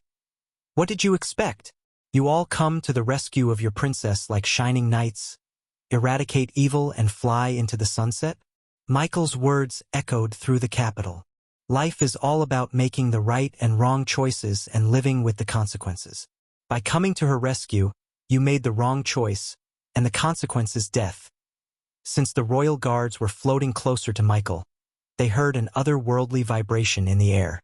The very next moment, 2 dark beams shot out of Michael's eyes. Those who were on the ground couldn't see the dark beams because of the dark sky above them. The dark beams went straight through a royal guard's head. He fell from the sky, and before the others could react, the beam took a sharp 90-degree turn and pierced another soldier's head. In a matter of seconds, the dark beams killed all the soldiers. Evan was unable to tell how these soldiers were killed. One moment they were floating in the air, and another they fell from the air like dead bees. Everything happened so quickly. When Victoria opened her eyes, she saw her royal guards falling from the sky. She shook off Zanala's hands. Once again, she shot toward the sky. This time, Michael didn't fight Victoria. Instead, he flew toward the golden dome. Dark flames enveloped his fists as he put on his hands. The shield trembled, creating several ripples. He slowly tore open the shield with his bare hands. The soldiers firing the trebuchets felt a chill. "Everyone keeps firing. Do not let him through the shield. Mages, attack!" The Minister of Defense, Terence, barked orders. At that moment, Victoria aimed to attack Michael from behind while the mages and the trebuchets hit Michael from the front. Yet he ignored all of them. While tearing apart the shield, Michael turned back. The dark beams shot at Victoria. She reacted quickly and deflected the beams with her sword. She fought desperately to stop him from entering the shield. However, her attempts became futile as he slipped through the tear in the shield. "Now let me slaughter your people before your eyes, just like your men did," said Michael, looking over his shoulder. The next moment, he dashed toward the war machines with speed beyond any mortal comprehension. Victoria was only able to see the afterimages left by him. Terrence's neck hair stood up. He may have decades of experience, the skill to operate under pressure, and Fusio stage cultivation to back all of it up. But, in front of a half-immortal, he was nothing. He only heard a whistling wind before everything turned dark. Michael didn't even know who this old man was. His head flew in the air with a single wind blade across his head. Michael landed right beside a trebuchet. Instead of casting a spell, Michael just punched the trebuchet toward the war machines behind it. The trebuchet crashed into the others at the speed of a train. It destroyed everything in its path and the soldiers. Zanali managed to save some soldiers but lost many. Blood and fire flew all over the place. The images of Valeria flashed across her eyes. Seeing the destruction, the nobles screamed as they ran back into the castle for cover. Poor souls had no idea the castle was Michael's main target. Victoria tried to keep up with Michael. She used cosmic energy to match Michael's speed to stop the destruction. However, even with the cosmic energy, she was too slow. Michael picked up a broken trebuchet and threw it at Victoria. Just like before, Victoria sliced through the machine. "Arg!" she screamed as she brought down the sword upon Michael.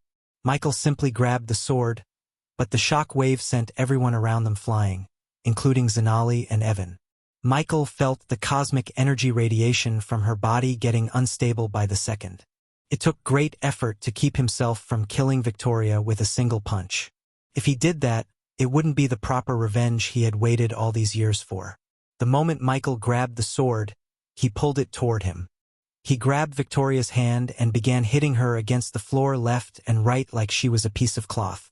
After a while, Michael threw her toward the cluttered houses around the castle.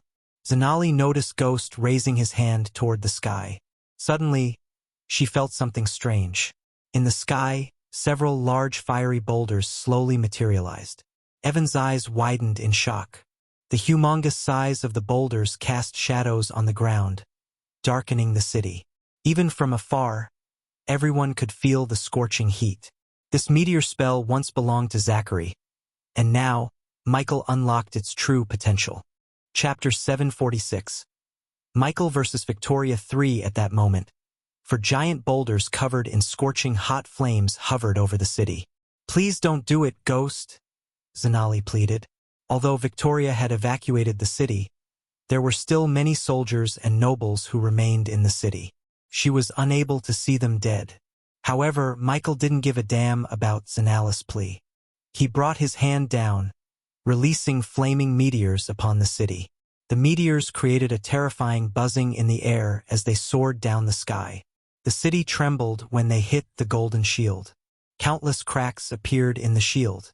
As a result, the shield flickered. It took only a few seconds before the shield completely crumbled down. The fiery meteors became closer and closer to the city.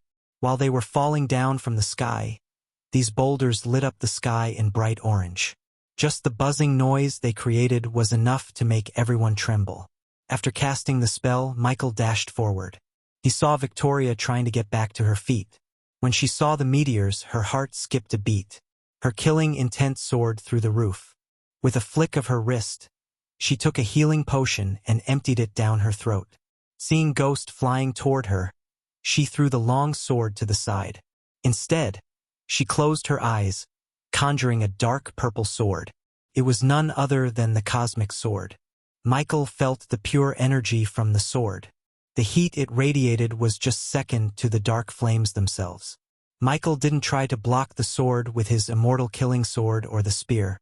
He knew attempting to block the cosmic sword with those weapons would be futile.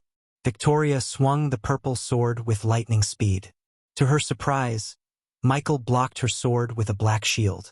The moment the sword hit the shield, it created a powerful shock wave that decimated everything in a 10-meter radius.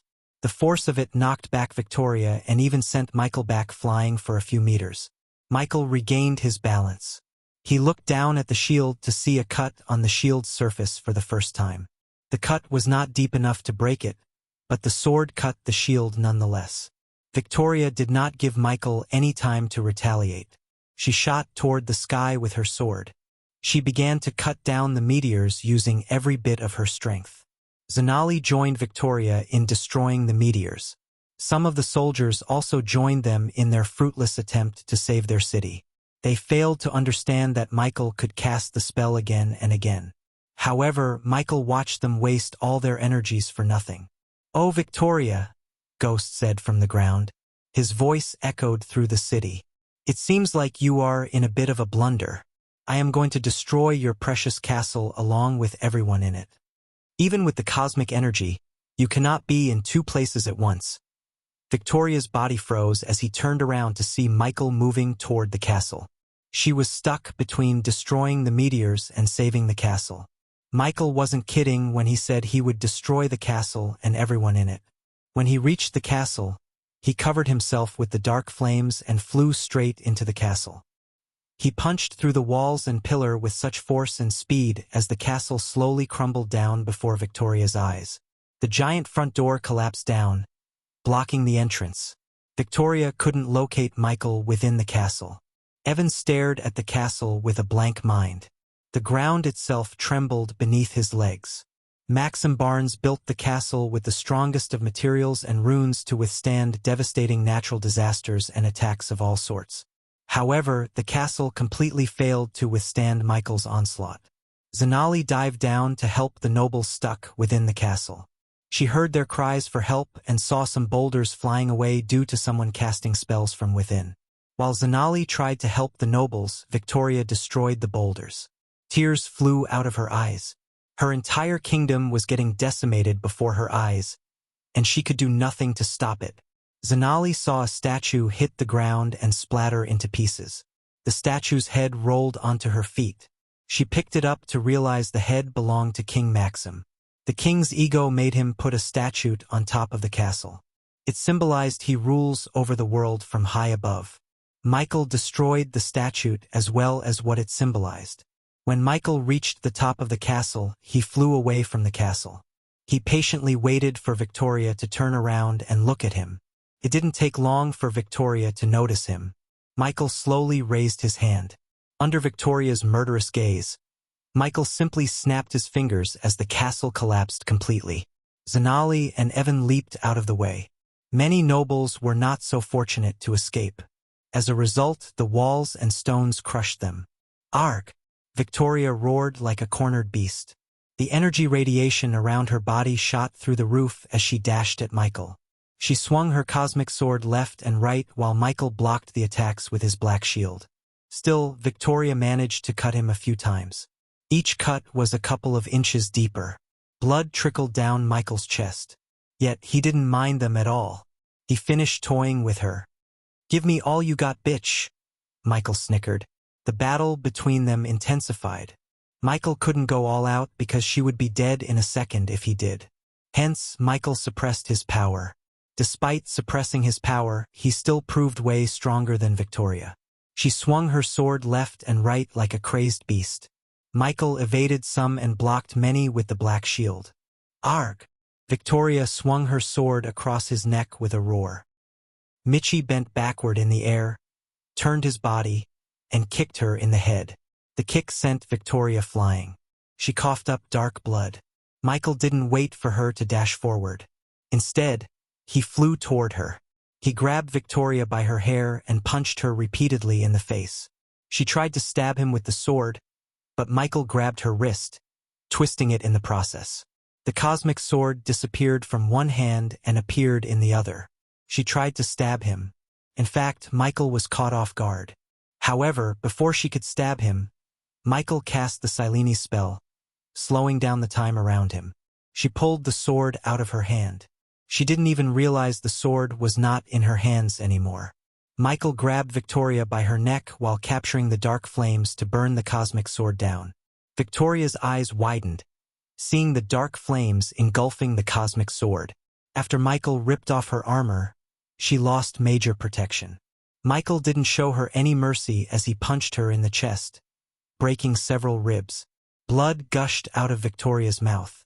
He knew he should feel some kind of mercy or pity for Victoria, but he simply couldn't.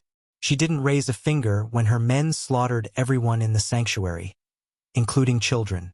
Because of her and her father's lust for power, thousands of people lost their loved ones, homeland, parents, and lives.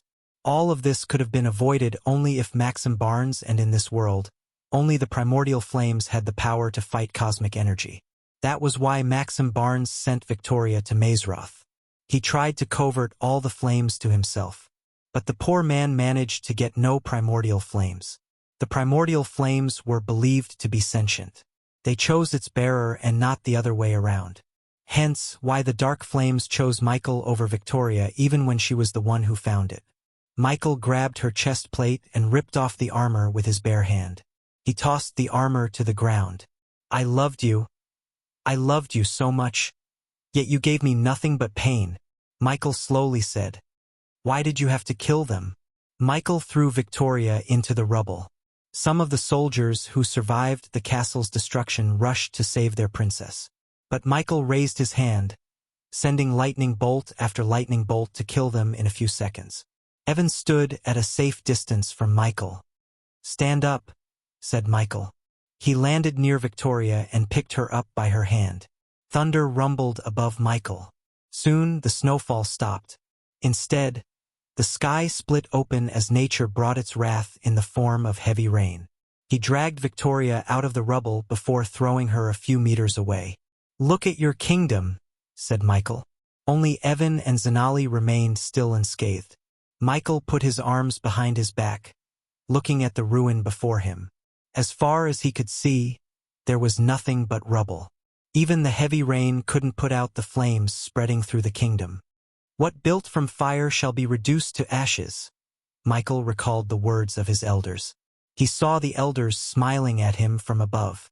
He let the rain wash over his face in silence. Victoria tried to stand up, but Michael sent a sliver of lightning bolt through her chest. Zanali wanted to help Victoria, but her legs refused to move. She had to think about Nagaland. If Gaia wanted, she could come up to Nagaland and destroy the kingdom with Ghost's help. The last thing Zanali wanted was the destruction of her kingdom. The Guardian Guild didn't save one of their own, so how could she expect them to save a kingdom of Nagas? You could have built a powerful nation without the cosmic stream, said Michael. You took something from me. Now I have taken everything from you except your father's life. As soon as Victoria heard these words, she clenched her fist. She wanted to get up, but her body gave up. Don't die. I haven't killed your father yet, said Michael. He was waiting for Maxim to trigger the heavenly tribulation. Killing Maxim Barnes would be the last thing he does as Ghost. Afterward, Ghost would fade away from existence, and the Dark Lord would rise from Thuja's ashes. Chapter 747. King Maxim's arrival. Michael moved his hands as several boulders lined up before him. They formed a long pillar almost the size of a 5-story building. Michael picked up Victoria, shot toward the sky, and banged her against the pillar formation. Soon, golden chains appeared around her, pinning her in a T-pose on the pillar. From this position, Victoria could see the entire city. I wish I had taken your head, Victoria groaned. Good. I want you to regret every decision you've made, Michael snickered. He slowly turned around. Dark clouds slowly gathered in the sky, darkening the place. It wasn't Michael's doing but the result of energy fluctuation in the air. An outside force messed up the balance between celestial energy and arch energy around the world. Suddenly, the sky started to rumble. Purple lightning streaks struck across the sky. The heavy rain became worse by the second. Coupled with the howling wind, the heavy rain put out the fire in the city. As a result, darkness took over the place. Their only light source was the streaks of lightning in the sky. Everyone, including Zanali, could feel the pressure in the atmosphere. Out of the blue, a thick purple lightning bolt hit the forest north of the castle.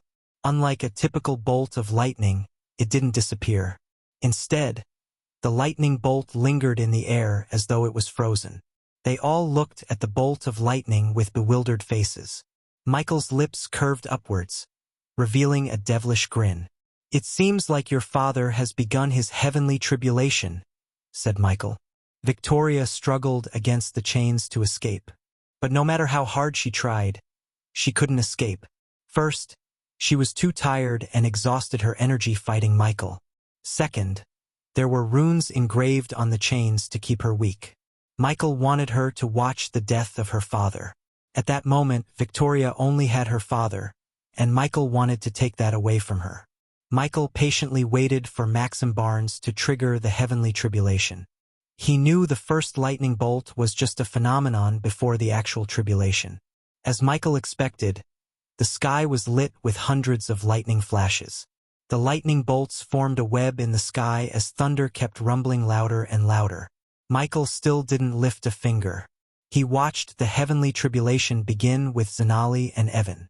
"Is that heavenly tribulation?" Evan mumbled. The elders would sense it in a few minutes," said Zanali with a heavy sigh. She knew even if the elders appeared here, there was nothing to achieve here. Ghost had decimated the kingdom, and it would only take a spell from him to disrupt the heavenly tribulations. The damage had already been done. To be honest, Zanali didn't think the Guardians would be able to stop Ghost. He didn't even give a damn about the Council of Immortals. "The Guardians will kill you if you do something to my father," Victoria growled. Michael slowly turned around. "Why? Because they want another human to be a half-immortal?" Michael tilted his head. "You and I both know your father doesn't give a shit about the Guardians. All he wants is power and control. You can't stop him. He has the cosmic stream," said Victoria, only to receive a tight slap to her face. Michael leaned closer to her ears. "Not for long. The cosmic stream will be mine." Zanali, who had heard the word cosmic twice, wondered what the hell was that. She had no idea what they were talking about. However, she had a feeling it was connected to whatever happened between Ghost and Thusia. "What? You want to protect the stream so no one can benefit from it? Your people could have ruled this world and led it to a golden age. You are just a dog that doesn't eat and let others eat. Oh, darling, I am going to use the shit out of it. You think this is only about revenge? Well, it's mostly about vengeance, but the cosmic energy is a cherry on top." Michael ran his fingers through her face as she growled. Finally, an ear-piercing thunder rumbled in the sky. Following the thunderclap, a strange buzzing noise resonated throughout the city. At that moment, another lightning bolt hit the forest several meters away from the first lightning bolt. Like the one earlier, the second lightning bolt froze in the air. Electricity crackled around the two bolts. Several smaller streaks of lightning bolts branched out from each, forming a net in between. Michael cracked his knuckles. Unlike everyone expected and hoped in Thusia, Maxim's fate would be a bit anticlimactic. Michael waited for the lightning to strike from the sky. Victoria noticed golden bolts of lightning crackling around Michael's fist. She shivered. A single bolt of lightning from his hand could disrupt the entire heavenly tribulation and make his father a cripple. "No. Kill me. No, no. Please don't do anything. Abras, please." Victoria panicked. Her fear and panic only made him happier. "Beg me more. It feels so refreshing." Finally, Michael sensed Maxim's presence in his environmental scanning. But Michael didn't go after him. Instead, he just raised his hand. He looked at Victoria with an amused smile. "This is your father's end. Look closer." "No!" Victoria's scream echoed through the air as the lightning bolt shot out of Michael's finger. The bolt of lightning traveled in slow motion in Victoria's eyes. Zanali immediately waved her hand, casting a defense spell around her and Evan. The bolt of lightning soared through the air and hit the frozen lightning bolts. As soon as they clashed, an explosion went off. This explosion made nuclear explosions look like mere candlelight. For a few moments, Zanali and Evan couldn't open their eyes. Moreover, they were blasted away by the explosion's effects. The temperature rose in the air to the point that the rain droplets evaporated before reaching the ground. It didn't even take a few minutes for the snow to melt down and vaporize. A few long, brief moments later, Zanali opened her eyes. Her ears rang with a strange buzzing sound. To her shock, everything around her turned into ashes. She slowly moved her head upwards to see Ghost and Victoria floating in the air. Zanali could barely see them through all the dark ashes in the air. "Father!" Victoria screamed. She noticed the lightning strikes had disappeared from the sky, and the atmosphere had returned to normal. Michael dashed forward into the forest with thousands of charcoal trees. Although Michael wasn't a natural guardian, he hated destroying nature. This world's beauty was its forests, lakes, mountains, and every piece of nature. However, it was a necessary sacrifice to stop Maxim Barnes from breaking through to the half-immortal stage. Of course, Michael could defeat Maxim Barnes even if he had reached the half-immortal stage, but Michael didn't want to complicate things. Why would Michael want to battle Maxim Barnes when he could cripple him with a single spell? Zanali wanted to rescue Victoria and let her escape. That's the least she could do for Victoria as a guardian. However, before she could move toward her, Ghost returned to Victoria. This time, he had a bleeding man in his hand. Ghost held him by his neck like he was handling a rabbit. "Father!" Victoria screamed, but Michael ignored her. "Where am I?" Maxim Barnes slowly opened his eyes. Blood slowly trickled down from the corners of his mouth. One moment he was near the cosmic stream, and the other, he felt excruciating pain from every corner of his body. "Little puppy forgot its kingdom," Michael snickered. With a flick of his wrist, he took out a healing potion from his space ring. He forcefully poured the healing potion into Maxim Barnes' mouth. Otherwise, Maxim wouldn't survive the pain Michael was about to inflict on him. After the healing potion entered his body, all the wounds and pain in his body disappeared. The light of life glimmered brighter than before in Maxim's eyes. Michael raised Maxim by his neck and stared at him from top to bottom. Although Maxim was Michael's nemesis, this was the first time he had seen Maxim with his own eyes. With striking red hair, a muscular build, and a stubble beard, Maxim was quite a handsome king. More than that, Maxim really did have a kingly aura around him.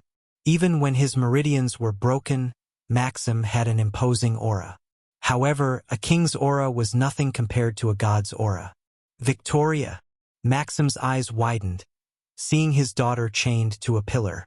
It took his mind a few moments to realize everything around him. Michael let King Maxim Barnes soak the beautiful sight of his kingdom. "This is your capital," said Michael. Tears gushed out of Victoria's eyes. She couldn't see her father so powerless and weak. Maxim Barnes tried to reach out to his daughter. Michael squeezed the back of Maxim's neck. Maxim Barnes' eyes were blood red with uncontrollable rage. He punched and kicked Michael furiously. How does it feel to be a cripple? Initially, Michael planned to let Maxim Barnes fight him with the unstable cosmic energy that would turn Maxim into a ticking nuclear warhead. Michael wanted to use Maxim to destroy the kingdom. However, he recently learned from Eladir that making Maxim explode would not only destroy Ithalin but also mess up the energies in the atmosphere. As a result, the entire world could be littered with natural disasters such as storms, tsunamis, and droughts, to name a few. Hence, Michael was forced to change his plan. He didn't feel right to sacrifice millions of people to destroy Thusia when he literally had many options. One of them was using Victoria to destroy the kingdom instead of Maxim Barnes. Since Victoria wasn't crippled by Ghost, he could force the cosmic energy to become unstable to the point she turns into a sticking nuclear bomb.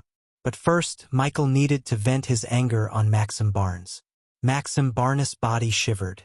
His eyes were full of shock. He tried to conjure his energy, yet he simply couldn't. And one more thing. Michael grabbed Maxim's chin and turned his head to look him in the eyes. "I am Ghost."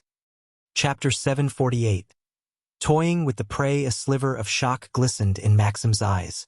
Soon, his shock turned into absolute horror. He slowly realized what had happened to his kingdom while he was cultivating in seclusion. He hoped the Guardians and his men would keep Ghost away from him until he broke through to the half-immortal stage. In his shock, he didn't try to escape from Michael's hands. He felt too weak. "This is payback, bitch." Michael threw Maxim down. "Father!" Victoria screamed. Her father hit the ground with a small thud.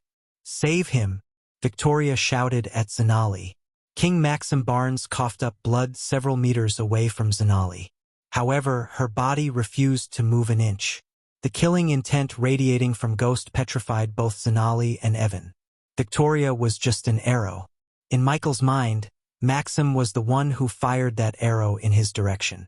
So King Maxim Barnes deserved worse. He landed beside Maxim Barnes before kicking Maxim in the face. Blood splattered across the ash-covered floor. Michael lifted Maxim by his torn robes and repeatedly punched him in the face. Michael heard the crunching noise of bones breaking in his face. Victoria screamed and begged from the pillar, yet Michael ignored her completely. He was completely focused on destroying Maxim Barnes. "Come on, fight back," said Michael. He grabbed Maxim's hands and crushed his palm. King Maxim screamed. Michael noticed Maxim's eyes closing. Quickly, Michael took out another healing potion and emptied it onto Maxim's mouth. "There you go. Healed up again." The wounds on Maxim's body closed up as the rosiness returned to his face. Michael grabbed Maxim by his neck and slammed him against a block of stone behind him. The rubble collapsed by force. Michael began to punch Maxim Barnes as though the king was a punching bag. Each of Michael's punches broke a bone in his body. Victoria's throat ached because of her screams and shouting. She saw her father getting beaten to death. Maxim Barnes managed to muster his strength and threw his fist at Michael. Again! Instead of blocking the punch, Michael let Maxim's punch land on his face. He grabbed Maxim's hand and slapped himself like a crazy person. Michael's face reddened. Zanali and Evan felt a chill seeing Michael slapping himself with Maxim's hands. Suddenly, Michael stopped slapping. He squeezed Maxim's hands until Maxim began to scream in agony. Michael grabbed Maxim's throat before pulling his right arm toward himself. The skin on Maxim's arm stretched as much as it could. Michael's force slowly tore the skin as blood seeped through the skin. Maxim Barnes screamed. He began to bite Michael's hand to escape his clutch. However, Michael didn't even flinch. Zanali saw Michael twisting Maxim's hand slowly. She felt sick hearing the shoulder bone breaking. Michael suddenly pulled out his arm with enough force to separate the arm from the shoulder. Blood sprayed out of the joint as it should. The blood sprayed in all directions, including Michael's face. His face turned red, making him resemble a demon. Victoria and Maxim screamed. But no matter how hard they screamed or yelled, no one came to their rescue. Even Zanali was in a petrified state. Michael threatened them with an onslaught. "Save him, please." Victoria's screams kept ringing in Zanali's ears. Finally, Zanali couldn't see Ghost beat Maxim to death. She mustered her courage to face Ghost. He had already destroyed the kingdom. If Ghost wanted to kill Maxim Barnes and his family, he could do it without torturing them like an animal, no worse than an animal. Zanali didn't think an animal could be so brutal with its prey. Michael tore off Maxim's second hand. Evan felt a chill seeing Ghost hitting Maxim with his own bloody hand. All of his generals and ministers were either dead or stuck under the rubble. Unless the Guardian Guild comes with several immortals, Evan knew there was no stopping Ghost. He wondered where the heck did Edith go. Not that Evan believed Edith could stop Michael, but at least she would be stupid enough to try to stop him. "Stop!" Zanali raised her voice. Michael ignored her completely.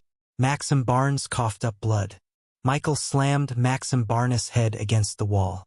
Whenever the light of life began to fade away in Maxim's eyes, he forcefully emptied a healing potion down Maxim's throat. Zanali approached Michael. She grabbed his shoulder, trying to stop him. Michael shook his shoulder as Zanali fell backward. Evan saw Victoria screaming from above, helplessly while Maxim groaned in utter pain. He saw Zanali get back to her feet. Once again, she tried to stop Michael. This time, Michael stopped hitting Maxim Barnes. Instead, he grabbed Zanali by her neck and slammed her against a pillar next to Maxim Barnes. "Look, Snake. The only reason you're alive is Gaia doesn't want me to kill you. You already destroyed them. At least kill them. You tortured them enough," Zanali said. Michael tightened his grip around Zanali's throat. "Why the fuck are you even here?" Michael said, gritting his teeth. He clenched his fist. Before Zanali could finish her sentence, Michael punched her in the face. A single punch knocked out Zanali cold. Evan's subconscious mind forced him to dash forward. He thought Ghost had killed Zanali.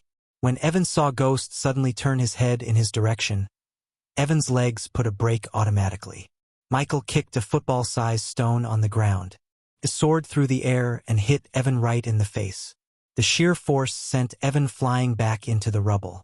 Michael threw Zanali's unconscious body aside. "Let my daughter go." Maxim Barnes managed to utter these words. Michael laughed out loud. "Did you know I killed your precious wife?" Maxim Barnes was stunned. His face was covered in too much blood to make out his expression. However, his eyes glistened with rage. The poor man could do nothing without his two arms. On the other hand, Victoria slowly lost her strength to scream out loud. Michael slowly walked toward Maxim. He stared at the king without lifting a finger. After a few moments, he grabbed Maxim by his neck and shot toward Victoria. When he arrived before her, he grabbed Victoria by her neck with his other arm. Michael pulled Victoria out of the bonds before flying toward the burnt forest. The explosion flattened the entire forest. Everything looked nothing but burnt. However, something was glimmering under all the burnt trees and ashes. The dark beams shot out from Michael's eyes, hitting the ground. As soon as the beams hit the ground, ripples appeared in the air. Soon, the scenery before Michael changed from a burnt forest to a small pond filled with glistening liquid. The pond was barely 7 feet wide and 5 feet thick. But it contained the most powerful energy source in this world, cosmic energy. No one knew how this pond of cosmic energy came into existence, not even Michael's sanctuary. The origin of cosmic energy was still a mystery to them. Our feud started because of this. So it must end here. Michael released the two. They hit the ground, groaning in pain. Victoria immediately crawled toward her father. She embraced him tightly. "Father!" Tears rolled out of her eyes. At that moment, she had no interest in the cosmic energy that she had killed and fought so many people for. In fact, she hated cosmic energy. Because of this, she lost everything. If her father hadn't found a secret note in a meteor that hit Thusia, he wouldn't have found out about cosmic energy. Everything began with that mysterious purple meteor. Michael won and successfully exacted revenge when she regretted everything she had done. But it wasn't enough for Michael. He collapsed to his knees and looked around the place. He could see the buildings made of wood, children running around, the elders feeding the little ones, and his friends playing with him. A painful smile appeared on his face. "Protect the stream." Maxim Barnes coughed up blood. Seeing the glistening energy made Maxim lust for it. He was like a possessed person. He wanted the cosmic stream for himself, no matter the cost. This was the reason why the elders had never touched cosmic energy. Whoever uses it would lose everything. The cosmic stream was cursed. In a sense, the sanctuary didn't protect the cosmic stream from the world, but the world from the cosmic stream. As a disciple in the sanctuary, Abraz knew this. Victoria shook her head after hearing her father's words. "It's over, father. We lost. We lost everything. Even after all this, he still wants this, huh?" Michael snickered. "If you're gonna kill us, kill us. Get it done," Victoria growled. "I hope you'll rot in hell, Abraz." Michael didn't respond to Victoria. "Azazel, gather all my subordinates and teleport to my location," said Michael. "Yes, my lord." Michael heard Azazel in his head. Slowly, Michael stood up. He turned around to look at Victoria and Maxim in her arms. With a flick of his wrist, Michael took out a crimson-red dagger. He tossed it toward Victoria. "You want this to end. Do it," said Michael.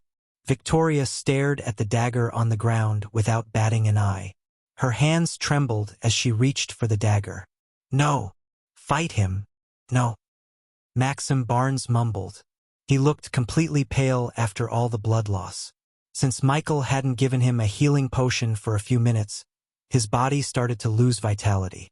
Compared to being tortured to death by Ghost, killing her father and herself with her hands seemed the better option. Michael waited for Victoria to kill herself. The despair and helplessness in her eyes quenched the thirst for revenge. He didn't feel like torturing her anymore. Instead, he wanted to absorb the cosmic energy. Victoria finally grabbed the dagger. Even if she could fight back, she didn't want to because there was nothing to fight for. Her kingdom was gone, her mother died, and her father was on the verge of death. If she kept fighting, it would make only her people suffer more. At least with her dead, Ghost would let the Thusians live. She slowly moved the dagger toward Maxim's heart. She placed the dagger's end on her father's chest. Tears gushed out of her eyes like a flood breaking out of a dam. She was about to plunge the dagger into Maxim's heart when they heard a shout echo through the place. Stop! Chapter 749. Beginning of the end. Michael looked up to see countless ships on the horizon. He focused on the person who was leading the ships. It was none other than Edith herself. Michael wasn't surprised. On the contrary, he was expecting her.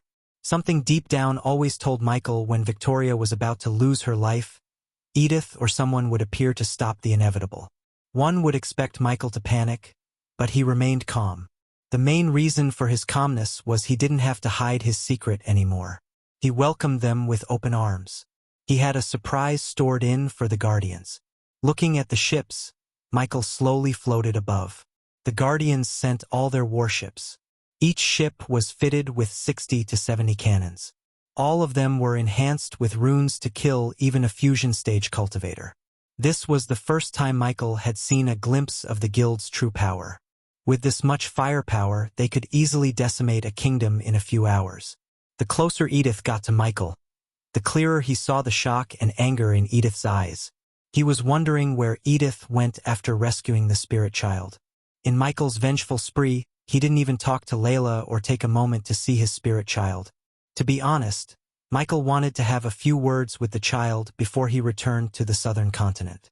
Michael doubted he would be able to talk to the child after he revealed himself as the Dark Lord. "What have you done?" Edith stuttered. She couldn't believe her eyes. The entire city was reduced to ashes. Everywhere she looked, she saw nothing but ashes and fire. He kept his promise by burning Wuxia to the ground. Instead of responding to her question, Michael flew back to Victoria and landed before the cosmic stream. Hundreds of Guardian soldiers armed to the teeth surrounded him in the air. Every single one of them was at the fusion stage. The Guardians weren't playing. They showed their true power for the first time in a long time. The whole world believed only a handful of fusion stage warriors existed in the world. However, the Guardians had an army of them. Michael even saw several half-immortals and immortals in the air. He sighed inside and looked a bit down. "Stand down, please," Edith pleaded to the Guardians. Michael couldn't see any of their faces because they were all armored from head to toe. The ships floated quite a distance from Sahel, unlike the armored Guardians. It wouldn't be an understatement to say the sky was littered with an army. All of them were ordered to kill Ghost if what Edith said was true. Michael detected some commotion among the soldiers. They all sensed the pure and powerful energy radiation from the cosmic stream. If Michael was right, the elders in the ships were already trying to figure out the nature of this new energy. "Vicky," Edith dashed at Victoria. Her heart skipped a beat seeing Victoria all battered and wounded. Furthermore, her father almost looked like a new person. It took Edith a few moments to recognize him. She embraced Victoria tightly before saying or doing anything. Their reunion gave Michael the needed time to put his plans in motion. With seconds turned to minutes, Edith's sorrow turned into pure rage. Victoria broke into tears as she buried her head in Edith's chest and sobbed without a break. The tears and sound of Victoria's sobbing fueled Edith's rage. She had never wished someone to die in a most horrific way, but she wanted that judgment to fall upon Ghost. He destroyed an entire kingdom because of his vengeance. "You are the devil." Edith finally turned her gaze toward Michael. "My offer will expire in a few minutes, Victoria," said Michael. "I have an offer for you," Edith slowly said. Michael saw the naive girl speak with vengeful eyes for the first time. She looked like an entirely new person. He saw a glimpse of Layla in Edith for a few moments. Unlike many others, Michael didn't think of Edith as a stupid, naive girl. In his mind, it was just a facade. She was scheming enough to brand him as the Dark Lord to the Guardians. "Kill yourself, motherfucker," Edith screamed as a powerful shock wave brushed past Michael. The ships around Edith trembled. Furthermore, the stone walls of the broken castle exploded into pieces. Yet Michael remained firmly on the ground. He didn't even move an inch. Could have blasted away any other person but not Michael. Go away, Edith. He will kill you too. I've seen enough death. Please go away, Victoria begged Edith. Maxim Barnes couldn't move his lips. He almost lost consciousness. I am here to save you, Vicky. Don't worry about me. The Guardians are here. I brought help. Today, I will take his life. Michael's laughter suddenly broke the silence. His devilish laughter echoed through the forest. This time, his laughter wasn't normal. It was thick, demonic, and otherworldly. The Guardian soldiers were stunned. A glimmer of surprise emerged in Edith's eyes. Michael sensed several powerful figures watching him from the shadows. These figures tried to be sneaky instead of drawing Michael's attention. The only surprise Michael received was the disappearance of Noah. He really wondered what the heck had happened to him. Honestly, Michael could not believe Noah didn't try to fight or stop him for once. For now, Michael paid no attention to Noah. He had bigger things to deal with. Victoria looked around to see hundreds of soldiers in the air. Finally, a small light of hope lit in her heart. Michael was delighted to see that one small ray of hope in her eyes. Snuffing this light would be the last nail in Victoria's coffin. Edith slowly raised her hand before snapping. Suddenly, the immortal killing spear he took from General Franklin appeared in Michael's hand. Michael noticed countless runes radiate a bright crimson-red glow on the spear. The spear pulsated strange energy. Soon, this energy surrounded Michael. A good plan indeed, Michael said to himself. He let the strange energy surround him completely. This energy felt familiar to Michael. It was the same energy radiation he felt from Hunter when he fought. Michael was surprised to see Edith mimic Hunter's energy signature, which the entire world believed to be the energy signature of the Dark Lord. Edith even managed to create a dark cloud around him to sell the idea that he was the Dark Lord to the Guardian Guild. Little did she know that Ghost was really the Dark Lord. Michael sensed the tension among the Guardian Guild soldiers. They all tightened their grips on their weapons. Michael felt the energy fluctuations around him go crazy. He could tell the Guardians were casting spells all around him. It would only be a matter of time before they go all out. He is the Dark Lord, said Edith. Her voice echoed through the city. She wanted to see Ghost panic and be frightened by her words. She knew he had sensed the strange energy around him. However, contrary to her expectation, he remained calm. What surprised her more was the smile on his face. The smile caused uneasiness in Edith's heart. She saw no signs of panic or shock in his eyes. Instead, he just remained with a smirk. It was as though he somehow knew her plan all along. You're going to pay for what you did here, Edith growled. Thank you, Edith. To her shock, Michael thanked her. She frowned. Judging by the look on his face, Victoria's heart sank. Thank you for giving one last ray of hope to Victoria. Michael slowly rose from the ground. The dark cloud created by Edith's runes slowly faded away. Instead, a darker and thicker cloud of darkness enveloped Michael. Thank you for bringing all of these men to me. Michael's human voice changed. It sounded thicker, demonic, and frightening. Edith saw the place growing darker and darker. The light radiated by the warships from afar lost its glow. The sky rumbled as lightning flashed across the sky. When Edith saw his armor slowly transforming, her eyes went wide. Not only Edith, every single Guardian, including the Immortals, trembled before him. The Guardians were poised to attack Michael. They all received the order to take him down. But when they were just about to attack Michael, he flicked his wrist. The very next moment, a ghostly figure of a four-headed hydra appeared behind Michael. It stood almost 30 to 40 meters tall. Each pair of eyes glowed like a blood moon. Suddenly, the hydra roared. Arg! Edith and the Guardians screamed. They instinctively closed their sears. Some of the fusion stage Guardians fell from the sky like dead flies. The warships floating in the air trembled. They swayed left and right before slowly descending down. The runes on the ships and the Guardian armor lost their glow. The Guardians were completely off guard. They didn't even realize what had happened until the warships began crashing. No one could feel the energy within them.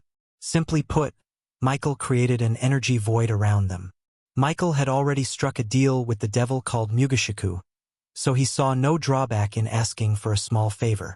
With the system's help, he could contain the Hydra's scream into a special space ring and release it to mimic the effects of the southern continent. Although the effects would only last for 30 minutes, and Mugashiku wouldn't let him borrow his power again, one use was all Michael needed to leave the cultivation continents with a bang. The place once again lit up with all the explosions, and fire followed afterward.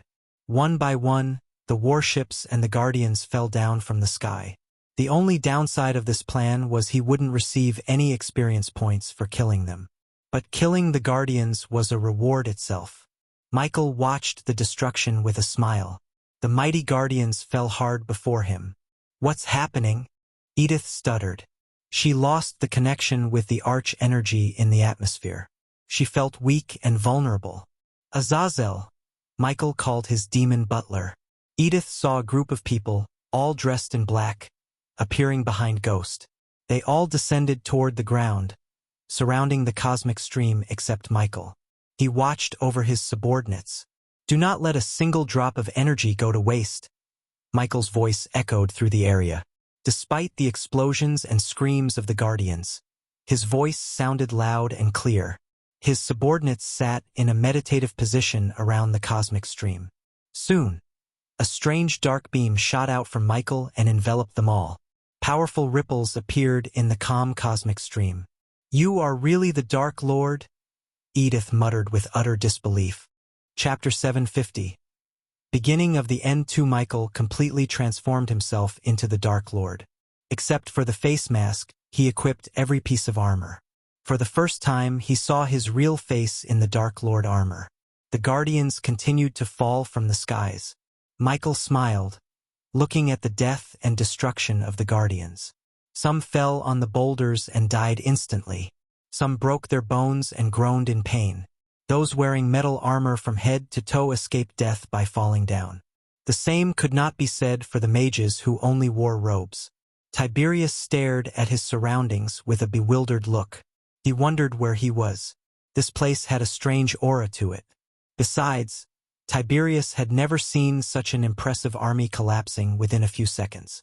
Thanks to the special device on his neck, he could feel a strong surge of energy in the atmosphere.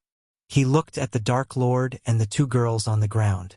He could vaguely see the back of the Dark's head.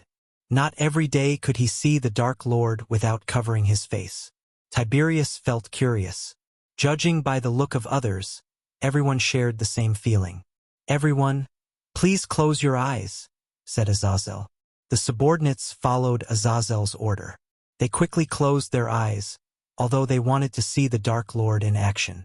Gaia was one of them.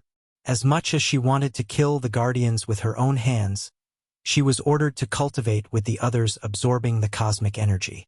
Even if Michael allowed her to participate in the battle, she would be in mortal danger. Why? Because Michael used the system to reset all of his subordinates' cultivation levels. Simply put, they were all at the arch-sensing stage level 1. To absorb the cosmic energy, they had to reset their cultivation. Otherwise, the sea-cosmic energy would collide with the arch and celestial energy in their body. If one absorbed the Comsi energy without resetting their cultivation stage, they would explode into specks of energy. That was the reason Maxim Barnes and everyone who used cosmic energy went through the process of resetting their cultivation stage. Without the system, one would need powerful rituals to go back to the arch-sensing stage. Thanks to the system, Michael achieved the same goal with just 300,000 badass points. As Azazel ordered, the subordinates closed their eyes. The silver hand-sized round plate on their chests glimmered. Each plate had a single crimson-red rune engraved onto it by Eladir. This special rune enabled the subordinates to absorb the cosmic energy at a rapid rate. "Feel the energy around you," said Azazel. "Focus only on my voice." The subordinates heard Azazel as they tried to cut out all the screaming, explosions, and thunder rumbling. Now, slowly absorb the energy into your body. Feel the energy traveling into you and strengthening you, said Azazel. Since Azazel's cultivation directly depended on Michael, he didn't have to absorb the cosmic energy to level up. Instead, Azazel was ordered to guide the others in their cultivation process. Meanwhile, Michael picked up a red-haired man in silver armor from the ground. Although the man looked rather normal, he was a half-immortal. "What did you do?" the man growled. Michael floated toward Edith. "Let him go," said Edith. "This is your doing, Edith?" Michael snickered. The very next moment, hot blood splashed on Victoria and Edith's face. The blood made Edith close her eyes instinctively. When she opened her eyes, she saw a headless body hit the ground. Michael crushed the half-immortal's head with his bare hand. Michael did not receive any experience points since he made them powerless using the Hydra's shout. However, he did receive badass points. By killing the half-immortal, he received 20,000 badass points. Michael did not waste too much time, as time was of the essence. First, Michael targeted the strongest guardians. That way, even if the effects of the Hydra's shout wore off, he could fight off the rest. Michael wanted Edith and Victoria to see all the death and destruction. He even sensed a couple of recording stones lying around. If he had to guess, he would say the Guardians brought the stones with them to record his capture and use them to clear their names. Only his capture could bring the Guardian out of the shitstorm Michael created by exposing their connection to the vampires. Although Michael could easily destroy these stones, Michael chose not to. He wanted the entire world to see what the Dark Lord was capable of. One could argue that using Hydra's shout and killing them wasn't exactly showing his true power. However, Michael always considered his brain as his biggest and most powerful weapon. His plan and intelligence made the Guardians lose their powers. He took the risk of negotiating with Mugashiku and containing its shout in a space ring. No one else could have brought one of the powerful battalions to its knees than Michael. This was his true power. Michel slowly raised his hands. He willed to cast the ultimate ignition. The sky rumbled as the clouds turned darker. Anyone could feel the tingling due to the high electric energy in the air. Soon, thunder rumbled as hundreds of lightning bolts struck down from the sky. The sky rained lightning bolts instead of water. The entire place lit up as each golden lightning bolt hit the ground, electrocuting a guardian. Despite the ominous crackling noise the bolts created, Edith was able to hear the screams. Not even a minute passed as the air smelled of blood and burnt skin. This was a massacre that Michael enjoyed. The Guardians played a big role in messing up his birth and life. Finally, Michael started to pay them back with interest. Every life he took made Michael happier. Finally, after a few minutes, the rain of lightning bolts stopped. The air still became electrified as Edith's hair stood straight up. Edith's mind went blank by all the death and destruction. No one could say she wasn't to blame for all this. The Guardians would have been alive if she hadn't brought the Guardians here. Once again, Edith paid a steep price for not listening to her sister Layla. She doomed more lives than she saved. She led a herd of sheep into the den of wolves. Michael played her right from the start. At some point, Michael really did hope that this girl would listen to Layla and go with her to the Rainbow Islands. Instead, she chose to stick with her best friend, which Michael admired about Edith. Right or wrong, Edith stood by her friend's side. But admiring her didn't mean Michael would let her do whatever she wanted. Michael wasn't satisfied by the burnt bodies around him. He wanted to eradicate the Guardians completely. Even after using the ultimate ignition, many escaped the spell's wrath. But before he cast another spell, Michael's gaze turned toward Maxim Barnes. Victoria hugged her father tight. The look in his eyes terrified her. Michael dashed forward using a lightning dash, grabbed Maxim Barnes, and flew back to the sky. Everything happened before Victoria could realize her father was gone. "Father!" Victoria shouted. She tried to get to her feet only to receive a bolt of lightning through her gut. Victoria dropped to the ground, holding her stomach. Her clothes slowly got soaked as blood poured out of her gut. She gritted her teeth to fight the pain. Seeing the wound on Victoria's stomach, Edith panicked. She couldn't even access her space ring to give Victoria a healing potion. "Victoria!" Edith screamed. Michael held Maxim by his head. He put a slight pressure on Maxim's forehead with his thumbs. The skull slowly cracked. Maxim hissed in pain. Michael applied more pressure as blood seeped through Maxim's forehead skin. Maxim's legs frantically quivered. She lost her ability to cast a spell or fly toward her father. Hence, Victoria could only scream. Michael kept applying pressure little by little as the skull slowly cracked. The crunching sound of Maxim's skull sounded like music to Michael's ears. Edith was absolutely horrified at the scene. She couldn't stop her body from shivering to see the blood ooze down from Maxim's head. Michael took his time. He slowly ripped Maxim in half. Blood and guts fell down. Edith jerked her head aside as she started to throw up. It was a horrible sight. Victoria, on the other hand, outright fainted on the ground. While Edith was puking her guts out, Michael turned his focus back to the Guardians. He dashed toward the ground, firing lightning bolt after another at the Guardians. Each bolt ended a life. Michael zigzagged around the field, leaving nothing but a death trail. The recording stones captured nothing but his afterimages. Michael was simply too fast. In a sense, these Guardians were truly lucky. Compared to Maxim, their deaths were quick and merciful. Meanwhile, the subordinates inhaled the air mixed with the cosmic energy. The rune on their neck glowed brighter and brighter. Each of them felt rejuvenated by the cosmic energy. The Guardians were not in a state to stop Michael's subordinates from cultivating. Azazel noticed everyone's energy radiation getting stronger by the second, especially Gaia's. She went from arch-sensing stage level 1 to body refining stage level 7 in a few minutes. The other subordinates slowly became stronger but at much less speed compared to Gaia. Azazel saw the Guardians crawling on the field. He wanted to join the Dark Lord in slaughtering the Guardians.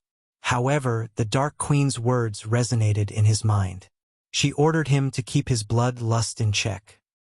He closed his eyes, took a deep breath, and turned his gaze away from the Guardians. Michael used the Eyes of Doom and the Dark Flames at the same time to kill the Guardians. The dark beams zigzagged through the field, killing the Guardians in an instant while the Dark Flames evaporated the weaker Guardians to nothingness. Michael's heart ached to see the immortal cultivators. He would have earned millions or billions of experience points if he had killed them without the Hydra's shout. For now, Michael could only sigh and take solace in eliminating potential threats. Chapter 751. Beginning of the N3, the city was littered with wounded Guardians, bodies, and the wreckage of ships. Red, black, and brown were the new colors of what was once a spirited city, which had become the stage of a devastating war.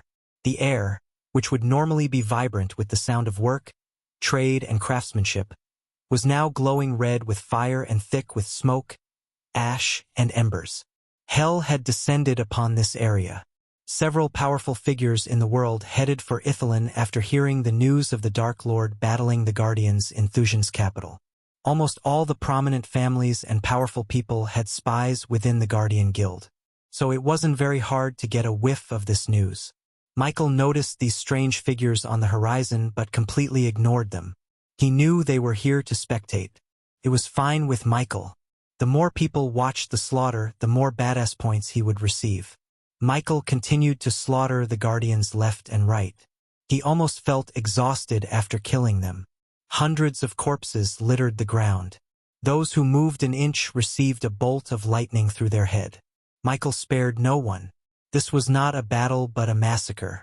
The people who saw the massacre from a distance felt shivers down their spines. Some immediately turned around and left the island. They did not take the risk of drawing the Dark Lord's attention to them. Still, many daredevils remained in the sky, watching the massacre. Among them were some news reports, including Nadia Hall. She wrote down everything she had seen in Ithilien. After killing every Guardian in his sight, Michael started to throw the bodies near the cosmic stream. The bodies formed a big pile. They wondered what the Dark Lord was doing. He walked toward the pile of bodies, taking deep breaths. Even a half-immortal like him would feel exhausted after all the killings. Michael leaped on top of the bodies and sat down as though the bodies were his throne. Edith looked terrified. Her face went completely pale. She held Victoria tight in her arms. Victoria didn't seem better either. The blood loss caused Victoria's face to become pale. On top of the bodies, lightning crackled around Michael's wrist. He pointed his finger at Victoria as a bolt of lightning shot toward her. The bolt of lightning woke Victoria up. "No, stop," Edith begged Michael. She lost her composure and begged for mercy. However, Michael was not a merciful god. On the contrary, he was a vengeful one. He raised his hand as an invisible force pulled Victoria out of Edith's arms. The red dagger followed Victoria behind and landed in Michael's hand. "Please, kill me if you want, but please let her go. I beg you. Please." Edith dropped to her knees and begged Michael. Michael looked over his shoulder to see his subordinates still cultivating. According to the system's calculation, it would take another 15 minutes to exhaust the cosmic energy in the stream. Michael heard the system's voice in his head. Over the years, Maxim Barnes and his men used a significant amount of cosmic energy. Luckily, the stream still had enough cosmic energy for all the subordinates to reach the soul refining stage. Since Gaia's cultivation speed was boosted by 40%, she would be able to reach the fusion stage level 7. With the cosmic energy coursing through their veins, all of his subordinates would be monstrously strong. Deep down, Michael couldn't wait to see what his subordinates could do in a real battle. Michael released Victoria as she fell down. Afterward, Michael turned his gaze toward the horizon. As expected, he found Nadia Hall among the spectators. "Nadia!" Michael's voice echoed through the sky. Everyone hovering in the air turned their gazes toward the young woman in brown robes and gray fur coat. She adjusted her glasses. There was a glimmer of fear and shock in her hazel eyes. "Come here," Michael called Nadia Hall. "I will give you an exclusive," said Michael. The word exclusive kindled a fire in Nadia's Hall. As a journalist, she knew what an interview with the Dark Lord could do to the newspaper. The sales would go through the roof, and her higher-ups would offer her the promotions on a silver platter. Thinking about her future, she took a deep breath and slowly flew toward Michael. She vigilantly glanced at everything around her. The fumes, black smoke, and dust clouded her sight. Despite everything, she noticed hundreds of bodies. Judging by the armors, Nada could tell they were not a run-of-mill guardians. Finally, her vision cleared enough to take a good look at the Dark Lord. To her complete shock, she saw Ghost in the Dark Lord's armor. For a moment, she thought this was some kind of elaborate prank. Only recently, the Dark Lord attacked Ghost. So how could Ghost be in the Dark Lord's armor? "Ghost!" Nadia tilted her head. She saw Edith crying in the corner of her eyes. The bloody remains and guts of Maxim Barnes almost made Nadia throw out on the spot. Luckily, she had a high tolerance for brutality. Michael sat on top of the bodies, guarding his subordinates. Michael waved his hand as Nadia Hall floated above to match his height. At that moment, Nadia Hall clearly saw Ghost. There was no mistaking it. "I am the Dark Lord," said Michael. "Ghost was just a life I tried to live in peace. But the Guardians made sure that I turned into the Dark Lord before I was even born." Nadia Hall's hands trembled while writing his words on the parchment. What about the battle in the royal land? The people had seen the Dark Lord attack Ghost. "You are asking the wrong question. The right question is, what will I do from now on?" said Michael. Nadia Hall felt goosebumps at the tone of his voice. "What will you do, Dark Lord?" Nadia asked the question. "Rebuild this world," said Michael. His words sent a chill down Nadia's spine. Everyone who heard his words shivered. The Guardians and the Sky Hall needed a villain to fight so they could hide their rotten selves from the world. But they have chosen the wrong god to mess with. For a few moments, Nadia didn't utter a word. She carefully chose her next few words. "Dark Lord, you said the Guardians made sure you turned into the Dark Lord before you were even born. What did you mean by that?" Nadia Hall had a hatred toward the Guardians deep down. Hence, she wanted to dig more dirt about the Guardians in the process. The Guardians slaughtered millions of people with the Sky Hall's aid to prevent a god from being born into this world. Their goal was to rule the world themselves. They didn't give a damn about the people they slaughtered in the process. Ultimately, they failed, and I am here to avenge all those innocent lives. Make no mistake, I am not a merciful God. I am a vengeful one. If you are a guardian or someone connected to the Sky Hall, you have a death sentence on your head. If I were you, I'd quit. Are you openly waging war against two of the most powerful organizations in the world? Dark Lord? Asked Nadia Hall. No, they waged war against a god. So I will show them what will happen when you piss off a god. Nadia noticed her surroundings grow darker and darker. The sky rumbled as lightning streaks flashed across the sky. Can you tell us why you attacked Wuxia first? Asked Nadia Hall. They deserved it, said Michael without going into details. Nadia looked over the Dark Lord's shoulder and noticed the glistening pond as well as the dark-robed figures cultivating around it. But she had more pressing questions centered around the Dark Lord. What's your next plan, Dark Lord? What will you tell the people who are afraid of you turning their land into a battlefield? My war is against the Guardians, the Sky Hall, and anyone who crosses my path. As long as the people stay away from them, they'd be fine and have nothing to worry about. If you want to know more, you can ask the Supreme Guardian Andreas himself, said Michael. Nadia Hall creased her brows. Supreme Guardian Andreas lived and died 3,000 years ago. How could she ask someone who isn't alive? He is very much alive, said Michael as though he had read Nadia's mind. He is with Noah Winston in his spectral form. He is manipulating Noah Winston to make him his successor so he can stay in power forever. This man is not a hero as you all believe. He witnessed millions of people getting slaughtered without raising a finger. Ask yourself a question. If I am the villain for trying to make the world a better place by getting rid of actual evil that walks the world, what does it make a man who aided powerful people to commit genocide so he could be in power forever? Michael gave the people of this world someone new to hate. He wanted Noah to be occupied with scandals and controversies so he could become stronger and build his army in the southern continent without Noah getting in his way. Michi's words caused quite a commotion among the spectators. Andreas, the Supreme Guardian, was beloved and respected worldwide. He was a hero in people's minds. But the Dark Lord claimed otherwise. If he really was alive and in his spectral form, Nadia wondered why Andreas hadn't revealed himself to the world. Michael chose to talk to Nadia solely to reveal Noah's secret to the outside world. Unlike him, Noah had no chance of escaping to the southern continent, or he didn't think Andreas would allow him to. While Michael was building his army, Noah would try to protect Andreas and fix the Guardian Guild's image instead of getting stronger. That's what Michael wanted. Now, I'd suggest you leave the island and put some distance between you and Ithalin. Finally, Michael stood up. He raised his hand as Victoria floated into his arms once again. Edith screamed and tried to climb the pile of bodies. Victoria slowly opened her eyes. She was weak and exhausted. Kill me, Victoria mumbled. If there is a next life, do not try to seek revenge, said Michael.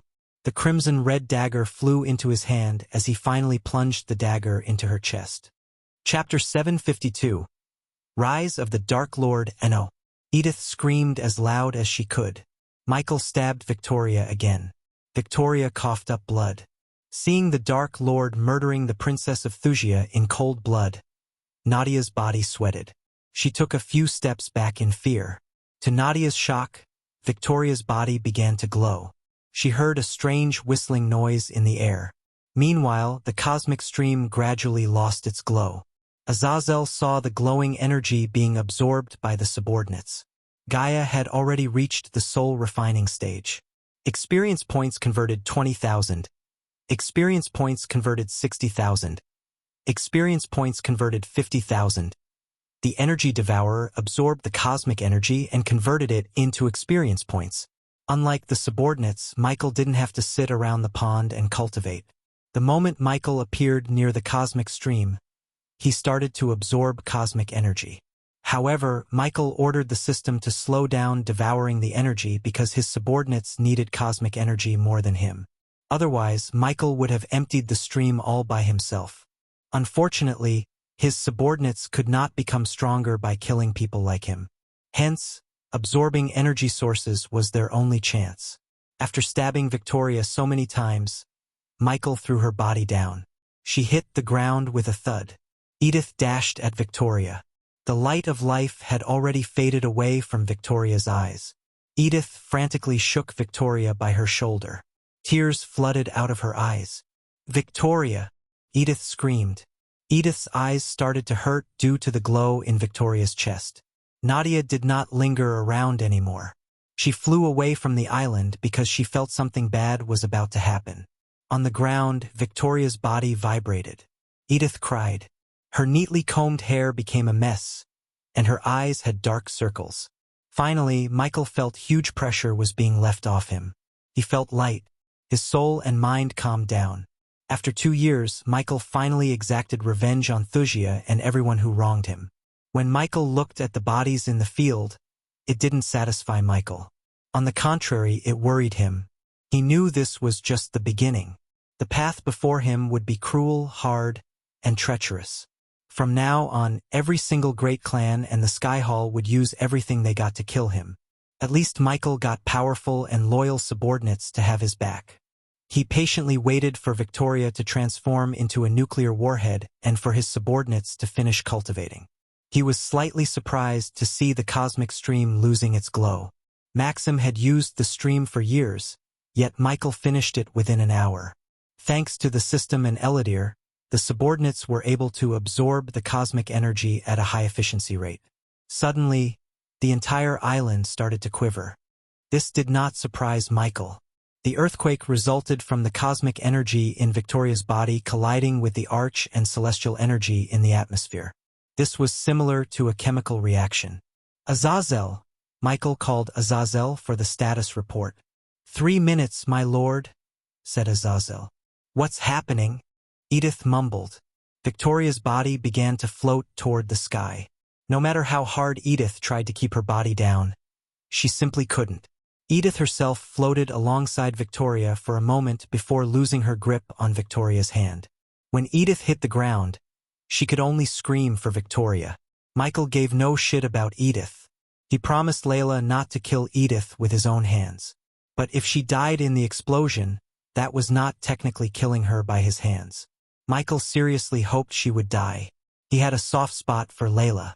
Although at first Michael hated her for trying to kill him for what she did. Later on, Layla realized her faults and warmed up to him. She even tried to kill the Dark Lord in Ar because she thought the Dark Lord attacked Ghost. He was aptly to blame for the disappearance of Layla's child.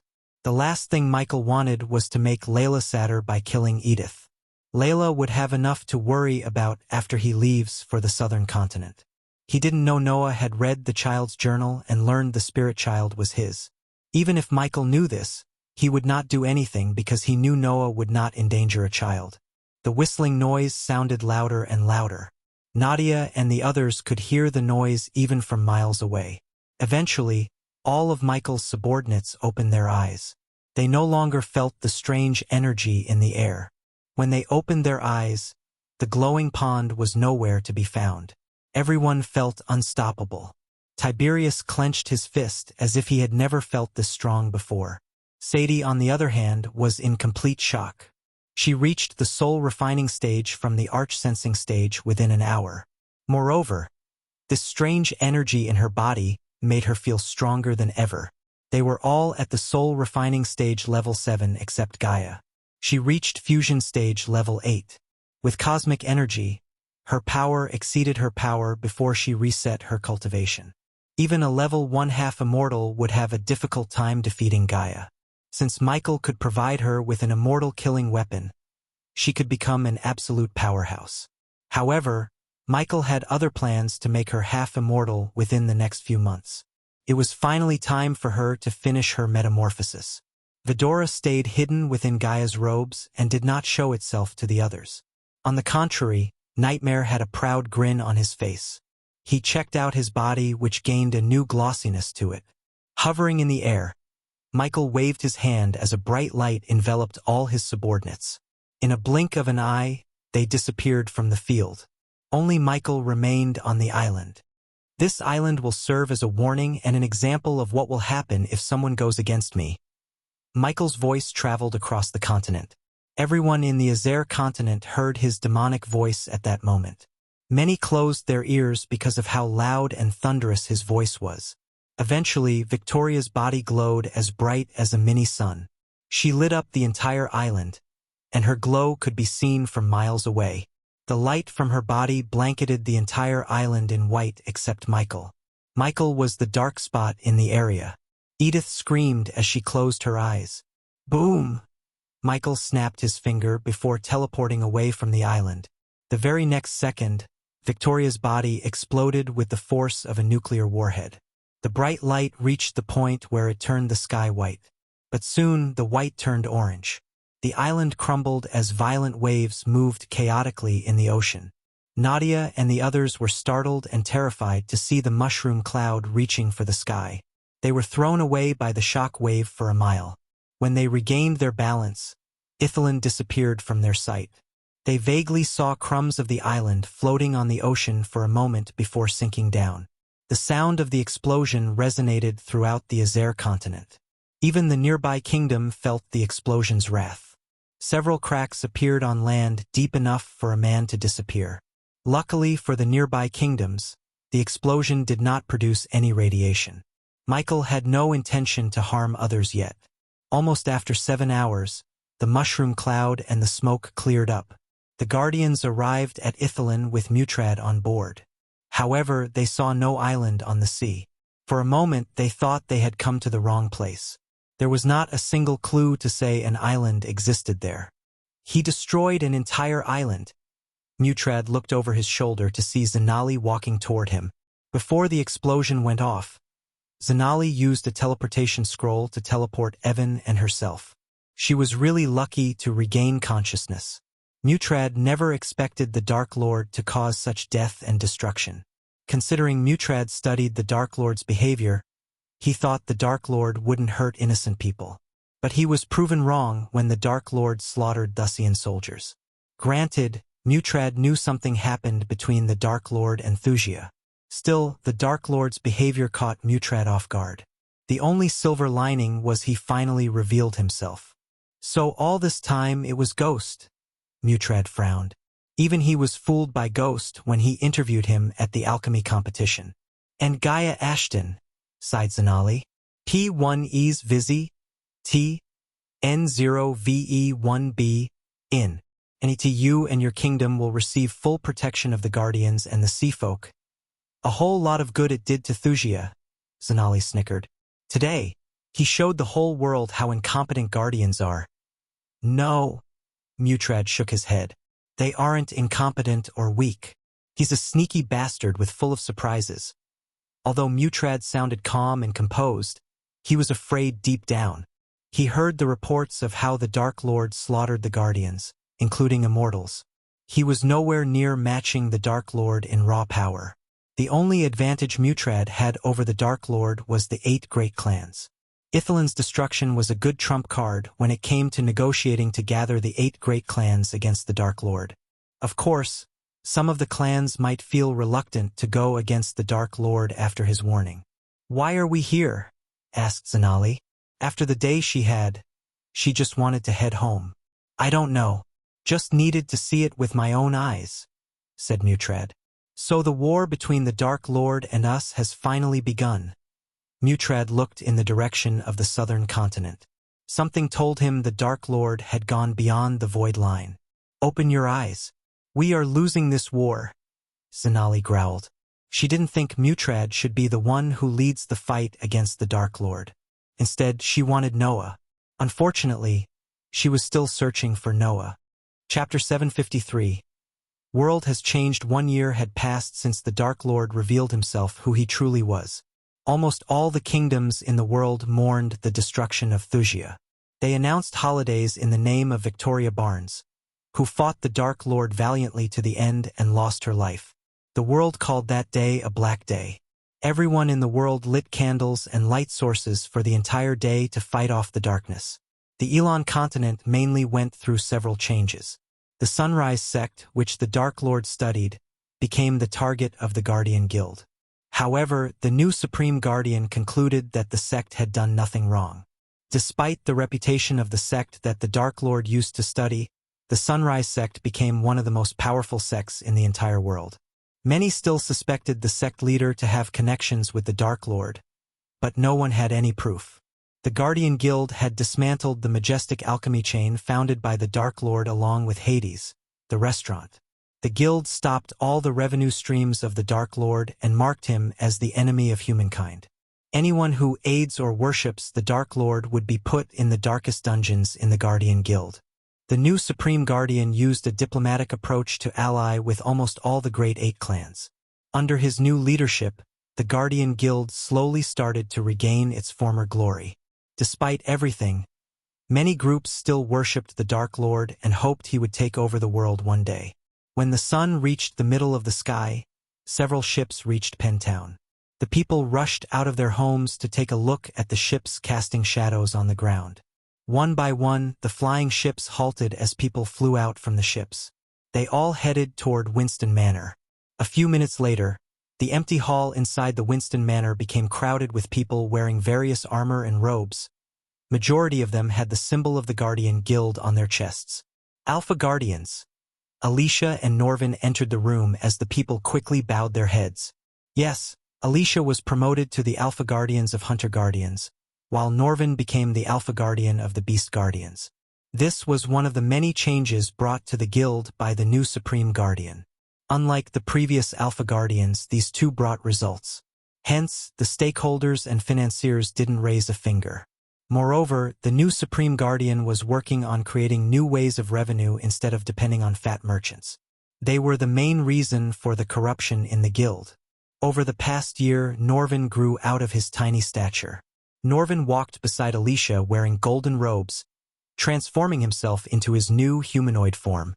His humanoid form was muscular, hairy, and had the puffy mouths of monkeys. Norvin had lost the childness on his face and looked mature.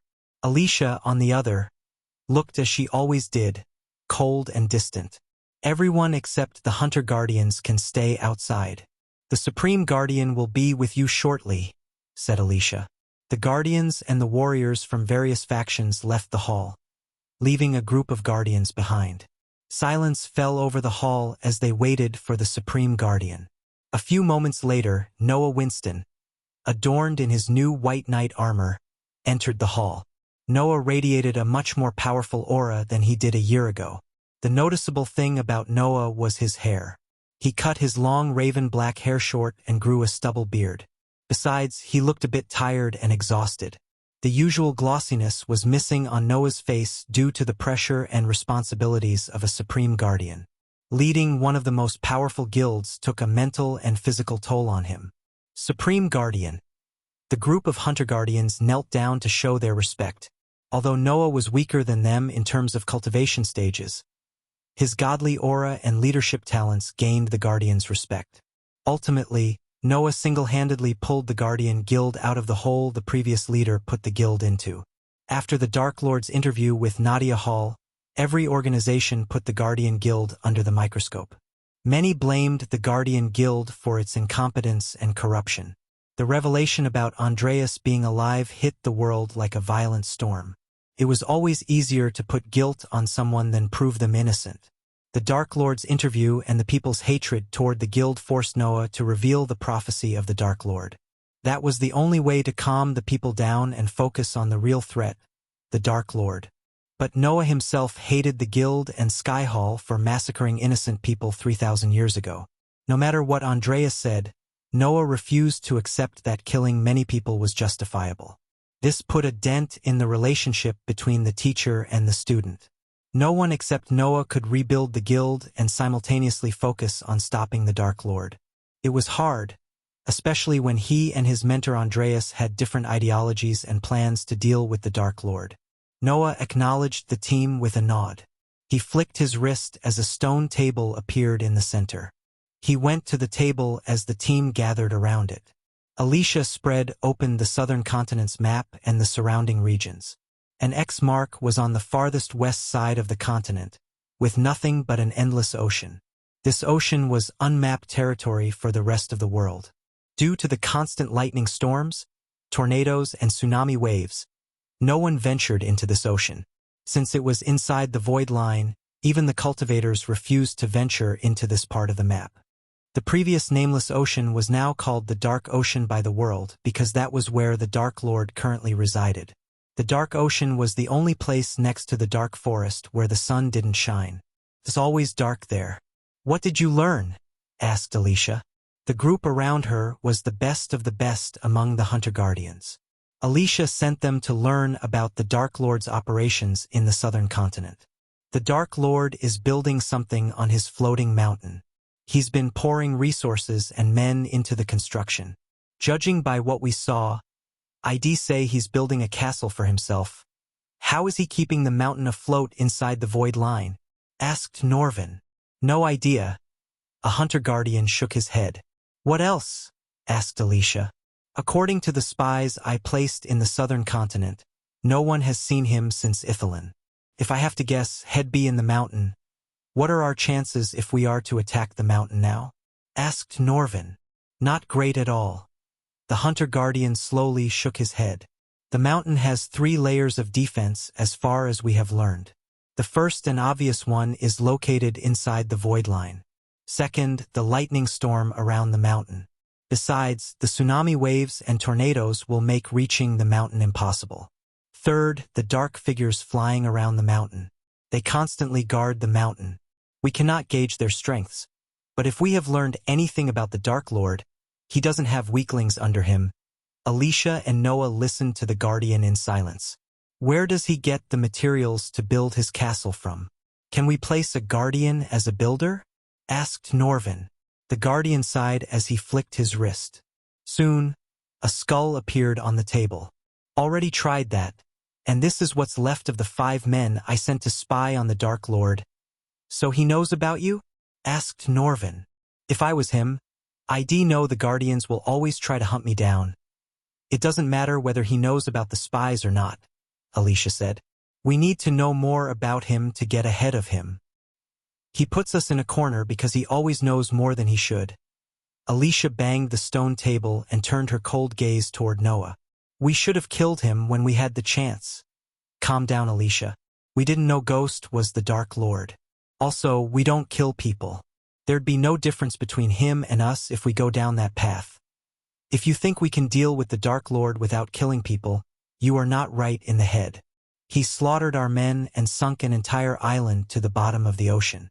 The families didn't even get to put a body into the ground. This will end in only one way, the death of the Dark Lord," Alicia coldly said to Norvin. They all turned their gazes toward Noah, who remained silent.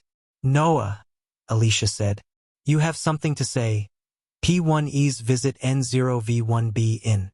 NET Noah sighed. "There is no use trying to reach his mountain.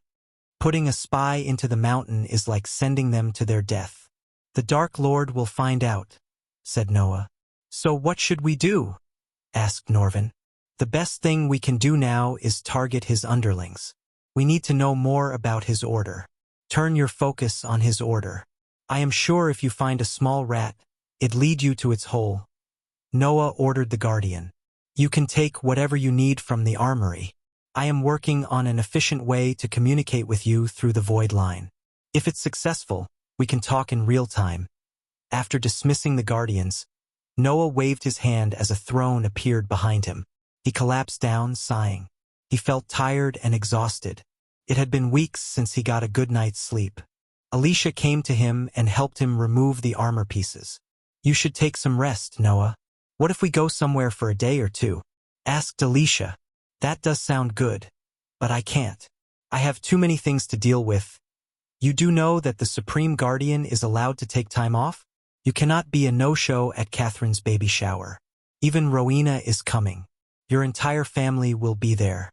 At least we can go there as a family." "I am sorry, Alicia," said Noah. Alicia was surprised. "Why?" "I am sorry I postponed our marriage." Noah's tone became soft.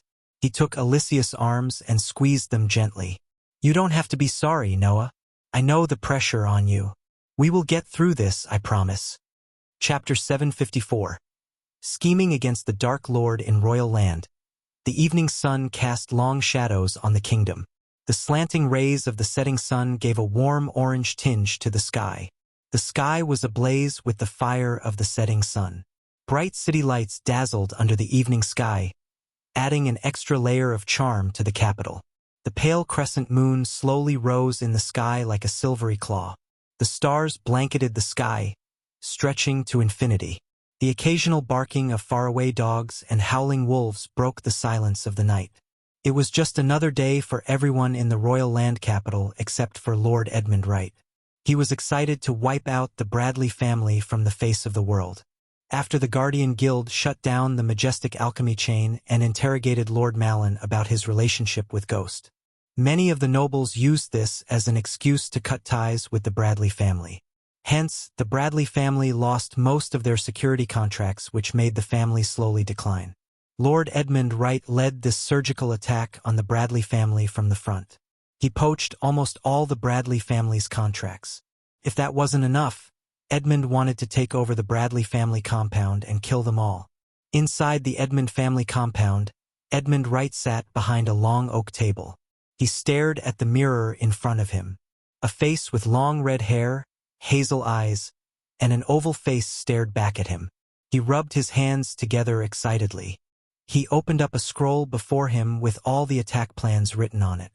Roger, Edmund called his personal guard, a soul-refining stage warrior. A golden-haired knight armed to the teeth entered the room and knelt down. "My lord." "Are our men ready?" asked Edmund. "They are waiting for your orders, my lord," said Roger. Lord Edmund grinned from ear to ear. He felt invincible.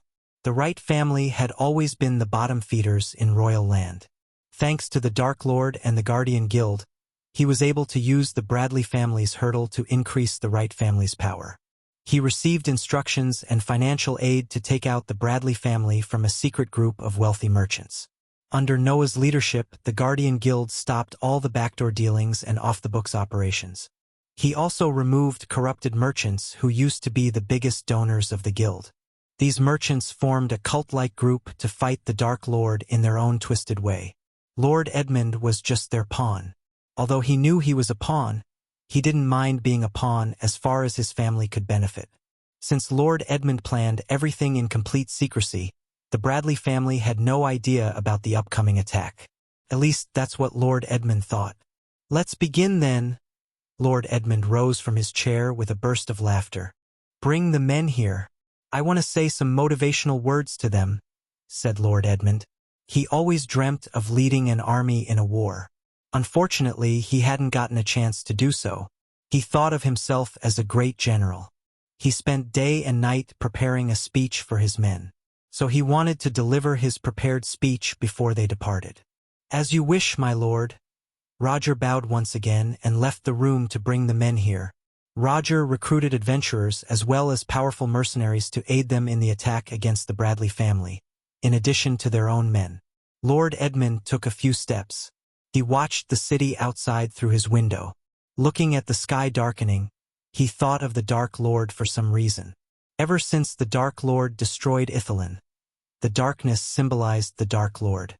Although the people and the nobles went with their lives as usual, they all feared the Dark Lord deep down. Only a few, like Lord Edmund, dared to work against the people who helped Ghost in the dark. "Tomorrow," mumbled Lord Edmund. His ambition of being the leader of the most powerful family in the royal land was so close. He could taste his victory in the air. Because the Bradley family helped Ghost before his big reveal, no one would investigate their disappearance too much. Even if they did, it was the problem of the people who instructed and financially aided Edmund. Lord Edmund entered into a short dream where he sat atop all the nobles in the royal land. He was even getting a warm welcome into the castle from Queen Amar and King Kramer. His dream was abruptly interrupted by the flickering chandelier. Edmund creased his brows with annoyance. He turned around as the chandelier kept flickering. "My lord?" Roger knocked on the door from outside. "Come in." Edmund adjusted his robes to give his speech. The chandelier stopped flickering for a moment as Roger entered the room with men wearing dark robes to cover their bodies completely. Suddenly, the chandelier went out and came back again. In that split second, Lord Edmund could swear he saw a girl in the corner. He shook his head to clear his mind. He looked around the room. "Is everything all right, my lord?" asked Roger. "Before you go, Tell someone to fix this damn light, Edmund growled. Lord Edmund took a deep breath. He was about to start his speech when the chandelier went off again.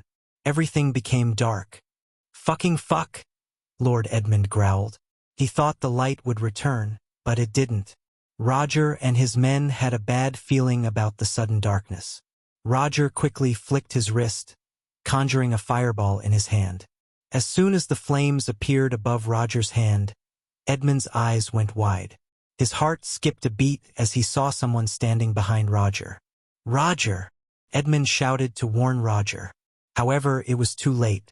The dark figure standing behind Roger plunged a dagger right into his throat. The others were startled by the splash of blood gushing out of Roger's neck. Edmund panicked as dark figures appeared one by one behind his men. They cut their throats before they could even react. The men groaned, clutching their throats. When they hit the ground, the air reeked of blood. The fireball above Roger's hands slowly faded away, letting the darkness envelop the room once again. Edmund wanted to shout for his men, yet no words came out of his mouth. He was too stunned. When he managed to find his voice, he felt something cold against his throat. Shout, and he'll cut open your throat? Edmund heard a chilling voice of a girl. His whole body trembled. The girl behind him forced him to sit back on his chair. Edmund heard the curtains closing. The blade was still against his throat. He still couldn't believe the strongest man he had was slaughtered in front of him in a blink of an eye. Silence fell over the room. A few moments later, Edmund heard a chair creaking. He could tell someone had sat before him. The next moment, he heard a snapping as the chandelier returned to life, bringing light to the room. When the light came back, Edmund saw a young man wearing exquisite black armor with a skull engraving on the chest sitting before him. The dark-robed figures stood around the room, covering their faces with dark hoods. These figures wore different black armor with the same skull engraving on their chests. The young man had shoulder-length black hair, a stubble beard, and a small cut on his left cheek. He signaled the girl behind Edmund to move the dagger away from his throat. "Who are you?" Edmund stuttered. He knew who these people might be judging by their armor, yet Edmund's mind refused to believe it. He desperately wanted them to be someone else. "Congratulations, Edmund. You successfully drew the Dark Lord's attention," said the young man. Edmund's heart almost jumped out of his chest when he heard the name of the Dark Lord. "No, no, no, no." Edmund's eyes watered. He mumbled repeatedly, "Please forgive me." Edmund banged his head against the table to apologize. The entire world knew the result of going against the Dark Lord. A year ago, he destroyed an entire kingdom and slaughtered hundreds of guardians, including immortals. The world hadn't forgotten that day. Hence, the people called it the Black Day the moment Edmund decided to go against the Bradley family. He enforced several powerful runes, arrays, and defense mechanisms around his manor. He even spent hundreds of thousands of gold coins to recruit powerful guards to guard the compound. Yet, the Dark Lord's men reached his room without raising a single alarm or tripping an array. "Did you know the Bradley family helped the Dark Lord and were his allies?" asked the young man. This young man was none other than Ricky. Despite Michael's real identity, Daniel and Ricky followed him to the southern continent without a second thought. They did not give a damn about what the world said about the Dark Lord. Instead, they remained loyal as ever to Michael. Ricky and Daniel moved their families to Giselle without anyone knowing with Gaia's help. Ever since then, they've been helping the Dark Lord as they always did. Unfortunately, Ricky's choice to follow Michael costs him his love. The current Ricky was more ruthless, powerful, and loyal to the Dark Lord than the Ricky, who served as the gate guard in the river town. His loyalty earned Ricky a spot in the Dark Lord's close circle. Soon, Ricky would be officially initiated into the order along with Daniel. Hearing Ricky's question, Edmund remained silent. He shivered, trying to find words. "So what made you go against the Dark Lord's allies? Did you wake up one day and say to yourself, 'Damn, I really hate this life, so I should end my pathetic life?'" asked Ricky. Please don't kill me. They forced me. They forced me to do this. P1E's visit N0V1B in. Who? The Silver Order?" asked Ricky. According to Arya and Sadie, a group of people who call themselves the Silver Order have been working against the Dark Lord in the Elon continent. It was Arya who tipped Ricky about Edmund's connection with the Order as soon as Edmund started to steal the Bradley family's clients. Poor Edmund did not know that the Bradley family's head, Lord Malin, had sworn his allegiance to the Dark Lord and joined the Order of Death. To the outside world, the Bradley family was slowly declining, but in reality, Lord Malin had been helping the Dark Lord in secret using his family's resources. Yes. Edmund did not know they were called the Silver Order yet. He bobbed his head up and down to save his own life. Now, how should we deal with you? Ricky slowly unsheathed a black dagger. Chapter 755. Result of scheming against the Dark Lord. Ricky slid the dagger toward Edmund. You have two choices. You can take the dagger and kill yourself. If you do that, we will leave your family alone. Your brother will take over the family. He is not as stupid as you. Your family will continue to live and even prosper under his leadership. Your family will mourn your death every year, and you'll go as the greatest leader of the right family, said Ricky. Edmund shivered, yet no words came out of his mouth. Each black-robed figure had a murderous glimmer in their eyes under the cloak. Or you can take the dagger and try to fight for your life. In that case, we will kill you and slaughter the strongest in your family. Your family and women will be vulnerable. Your allies will turn into rivals.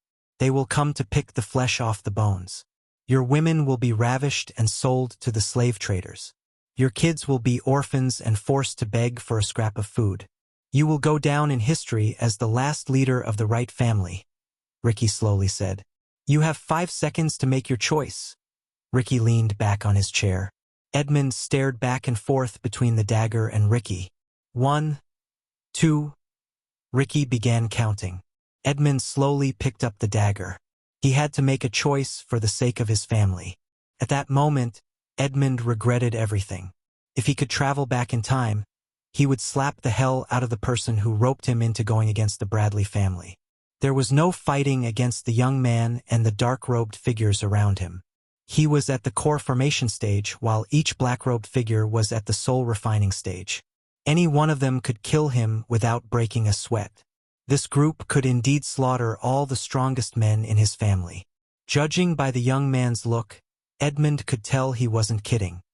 3, 4. Edmund placed the dagger against his throat. Tears rolled out of his eyes. He didn't beg for mercy as he wanted to die with the dignity of a leader. Before Ricky could count to 5, Edmund slashed his own throat. Blood splashed across the table. Edmund's body quivered violently for a few moments before finally coming to a halt. Edmund fell on his table with blood oozing out of his throat. Ricky took a dark cloth from his pockets, wiping off the drops of blood from his face. Good choice, said Ricky. He then looked over his shoulder at one of the black-robed figures. Bring him in, said Ricky. The black-robed figure exited the room and returned to the room with a red-haired man who shared some features with Edmund. He was none other than Edmund's younger brother, Norden. He didn't react like he saw his brother's body just now. On the contrary, Norden watched everything that had transpired, from Ricky's arrival to Edmund's suicide. Ricky walked back to Normand, forcing him to sit on the chair he was sitting on a few moments ago. Ricky grabbed Norden's hair and made him watch Edmund's dead body. You know your brother is lucky. We gave him a choice. But you... Ricky patted Norden's head a couple of times. You are not so much. If you fuck this up, we won't give you a choice but make everything that your brother didn't want happen. Norden's face lost its color. He shivered. And also, you serve the Dark Lord from now on. You want to serve the Dark Lord, right? Asked Ricky. He slowly ran his finger across Norden's neck, pretending to cut his throat open. In utter fear, Norden bobbed his head up and down. His life was more important compared to the Guardian Guild's rule. Yes, I will serve the Dark Lord with every fiber in my body, Norden said. Good answer. Ricky patted Norden on the shoulder. I expect this amount of gold every month. Ruiki took out a scroll and handed it over to Norden. One of my men will come and pick it up. Ricky made his way toward the door, leaving Norden behind. And Norden, before opening the door, Ricky looked over his shoulder at Norden. "We'll be watching you. So no funny business with the Guardian Guild," Ricky said and left the room. After leaving the Wright family compound, Ricky flew straight to Aragoth. He dismissed Arius assassins as he wanted to be alone. Aragoth was located amidst the captivating mountain chain. Lush forests, misty cliffs, and majestic waterfalls were just a glimmer of beauty that Aragoth had to offer. Under the sparkling blue moon in the dark sky, Aragoth Academy buzzed with life. Ricky landed on a tall mountain cliff from where he could watch a 3-story building. The building's top floor was roofless. When Ricky landed on the mountain cliff, several runes glowed for a few moments before dating away on the ground. Elidar's runes deactivated the defense runes so no one would be alerted of Ricky's presence. After Michael announced himself as the Dark Lord, almost every sect, academy, noble family, and organization enhanced their defenses with the help of the Guardian Guild. It forced Elidar to form his own group of runemasters to actively work on deactivating these runes. Even though Elidar was a 6-star runemaster, it was difficult for him to face dozens of 6-star runemasters of the Great 8 clans. Under the moonlight, Ricky saw Olivia meditating on the 3rd floor. His heart ached to see his love of life alone. He was so close to marrying her when he had to choose between Olivia and the Dark Lord. As much as he loved Olivia, he knew that he was nothing without Ghost. Ricky's loyalty outweighed his love for Olivia. Ricky sat on the mountain cliff, looking at Olivia from a safe distance. Olivia opened her eyes as though she had sensed someone watching her. She looked left and right, but Ricky was far away from her eyes could see. Plus, Ricky blended perfectly with the darkness thanks to his dark armor. "Come with me, Olivia." "To where?" "Ricky, please listen to me. If you go with him, they will hunt you down for the rest of your life. He will take care of us, Olivia, just as he always does. He deceived us, Ricky. Don't you see that? Stay with me, Ricky. We are supposed to stay together." "We will. Just come with me to the southern continent. The portal is about to open. Please? Loyalty or love? You can't have both, Ricky. Don't make me choose, Olivia." The memories of Ricky's last conversation with Olivia flashed across his mind. He remembered everything vividly. Even if Ricky was sent back in time, he would make the same choice. Some days, he got mad at Olivia for making him choose between her and the Dark Lord. She was Ghost's disciple for a year. Ricky wondered what made Olivia believe what the Guardians were saying about the Dark Lord. If it wasn't for Ghost, she wouldn't have reached the 5-star alchemist level. Her fame, talents, skills, and everything came from Ghost, yet Olivia threw everything away without a second thought. Despite everything, Ricky still loved Olivia. Seeing her, his anger toward her faded away. He couldn't help but remember the good memories he had with her. It put a smile on Ricky's face. He had seen countless beauties in the southern continent and the army of the Dark Lord. Yet no one replaced Olivia's place in Ricky's heart.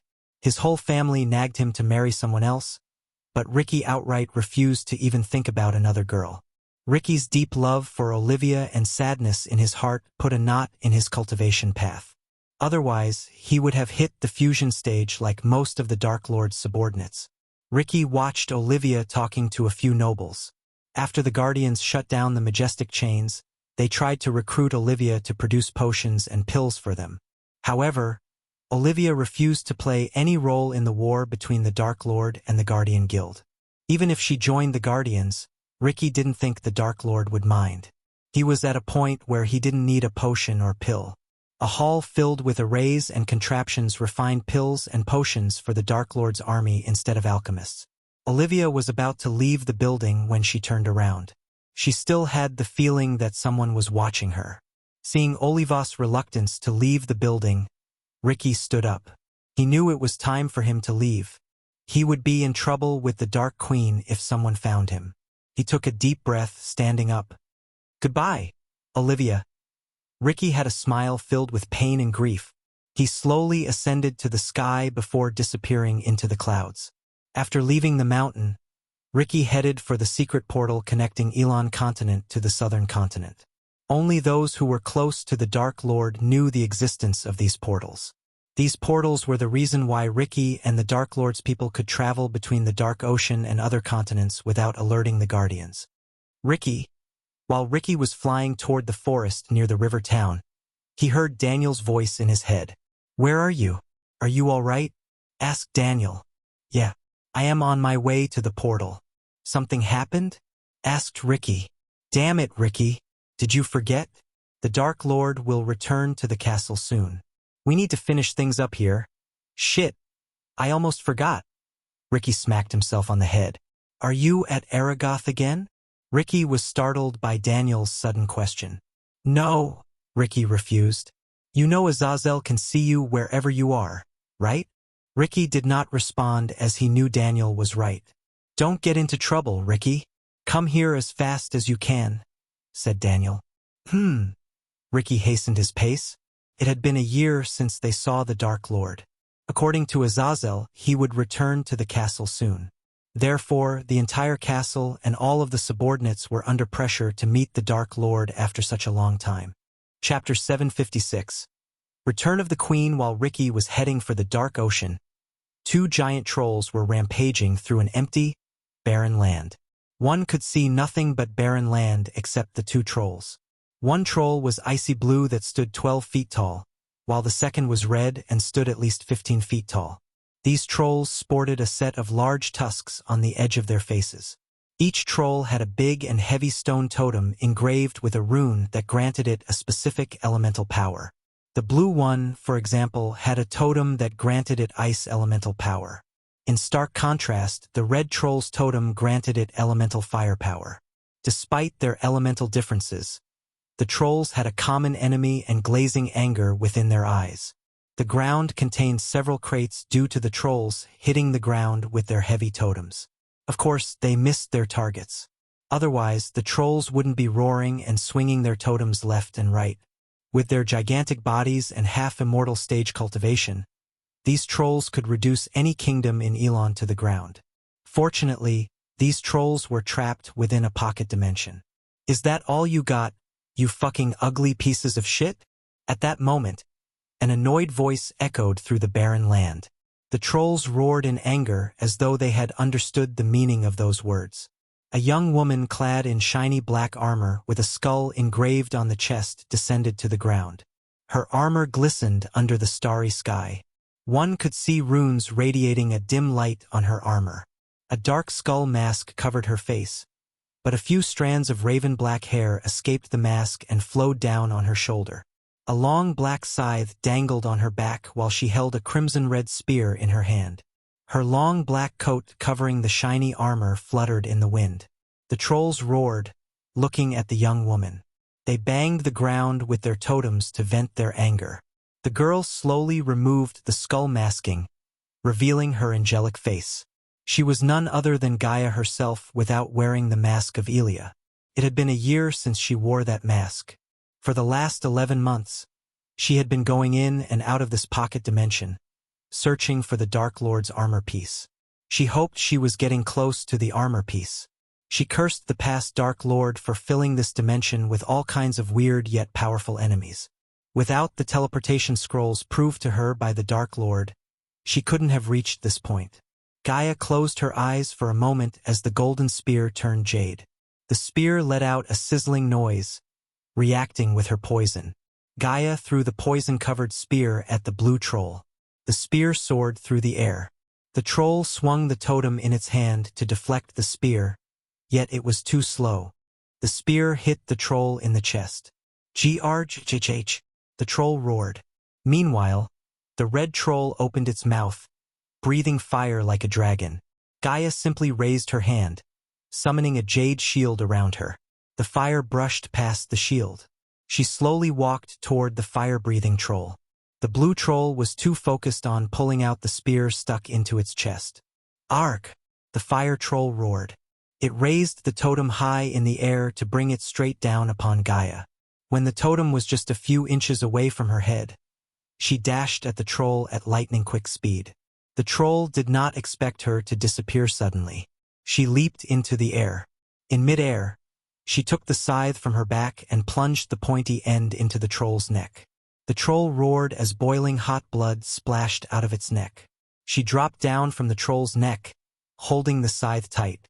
As a result, she cut the troll from its neck to its gut. The fire troll went berserk in pain and anger. It violently swung the totem in all directions. It kept banging the totem against the ground, sending shock wave after shock wave. Several deep cracks appeared in the ground. Gaia leaped behind to put some distance between her and the troll. Meanwhile, the blue troll finally pulled out the spear. The troll possessed enough intelligence to try to bend the spear. Gaia quickly raised her hand as a rune on the spear. The troll's eyes went wide as the spear flew out of its hands. Gaia jumped onto the spear and used it as a hoverboard to reach the blue troll. Both the trolls retaliated by breathing ice and fire at Gaia. The stream of ice and fire produced a vapor hot enough to melt iron blocks. Gaia leaped higher in the air, escaping the hot steam. When she was right above the trolls' heads, she waved her hands as a cloud of thick green mist covered the trolls. The trolls breathed in the poisonous air. Soon they began to cough, which sounded like explosions. The trolls couldn't breathe. They coughed to the point their movements became wobbly. But to Gaia's shock, the fire-breathing troll stomped the ground with enough force to create sparks. The sparks met with the poisonous cloud, resulting in an explosion. At that exact moment, the blue troll breathed cold ice, creating a shield around the red troll and itself. "I hate when they use their heads." Gaia rolled her eyes. After the explosion, the green mist vanished into thin air. Gaia landed almost 10 meters away from the two trolls. The two trolls rubbed the ground with their feet, threatening to dash at Gaia. She cracked her neck. The next moment, she tossed the spear and the scythe to the ground. The trolls were slightly surprised. After throwing away her weapons, she rolled up her sleeves. Up to this moment, she was going easy on the trolls. But that was about to change. Looking at the trolls, she decided to use her new spells. A silvery light enveloped Gaia's wrists. Gaia dashed at the trolls, breaking the sound barrier itself. Her speed created a shock wave that formed a clear circle around where she was standing. The troll was taken aback by her speed. Compared to the trolls, her small stature made her more agile than the trolls. She leaped into the air as targeting the red troll. Both the trolls swung their totems left and right, but Gaia swayed her body to the side, easily avoiding the totems. She raised both her hands toward the red troll as a silvery energy beam shot out of her hand. A bright light flashed across the barren lands, making the trolls go blind temporarily. The beam went straight through the totem and penetrated the troll's chest. The troll groaned, collapsing down. Gaia somersaulted in midair before landing on the troll's shoulder. The troll quickly reacted by trying to swat her like an insect. However, Gaia moved easily behind its neck. She then placed her hands on the troll's ear, firing another blast of energy beam. The troll's roar echoed through the barren lands.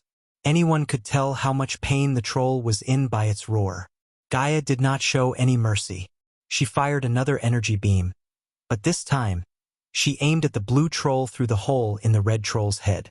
The beam hit the blue troll before it could hit Gaia with the totem. Instead, the energy beam hit the blue troll's totem. As a result, it lost the totem as well as its balance. Gaia quickly reached out for the scythe as it flew straight back into her hands.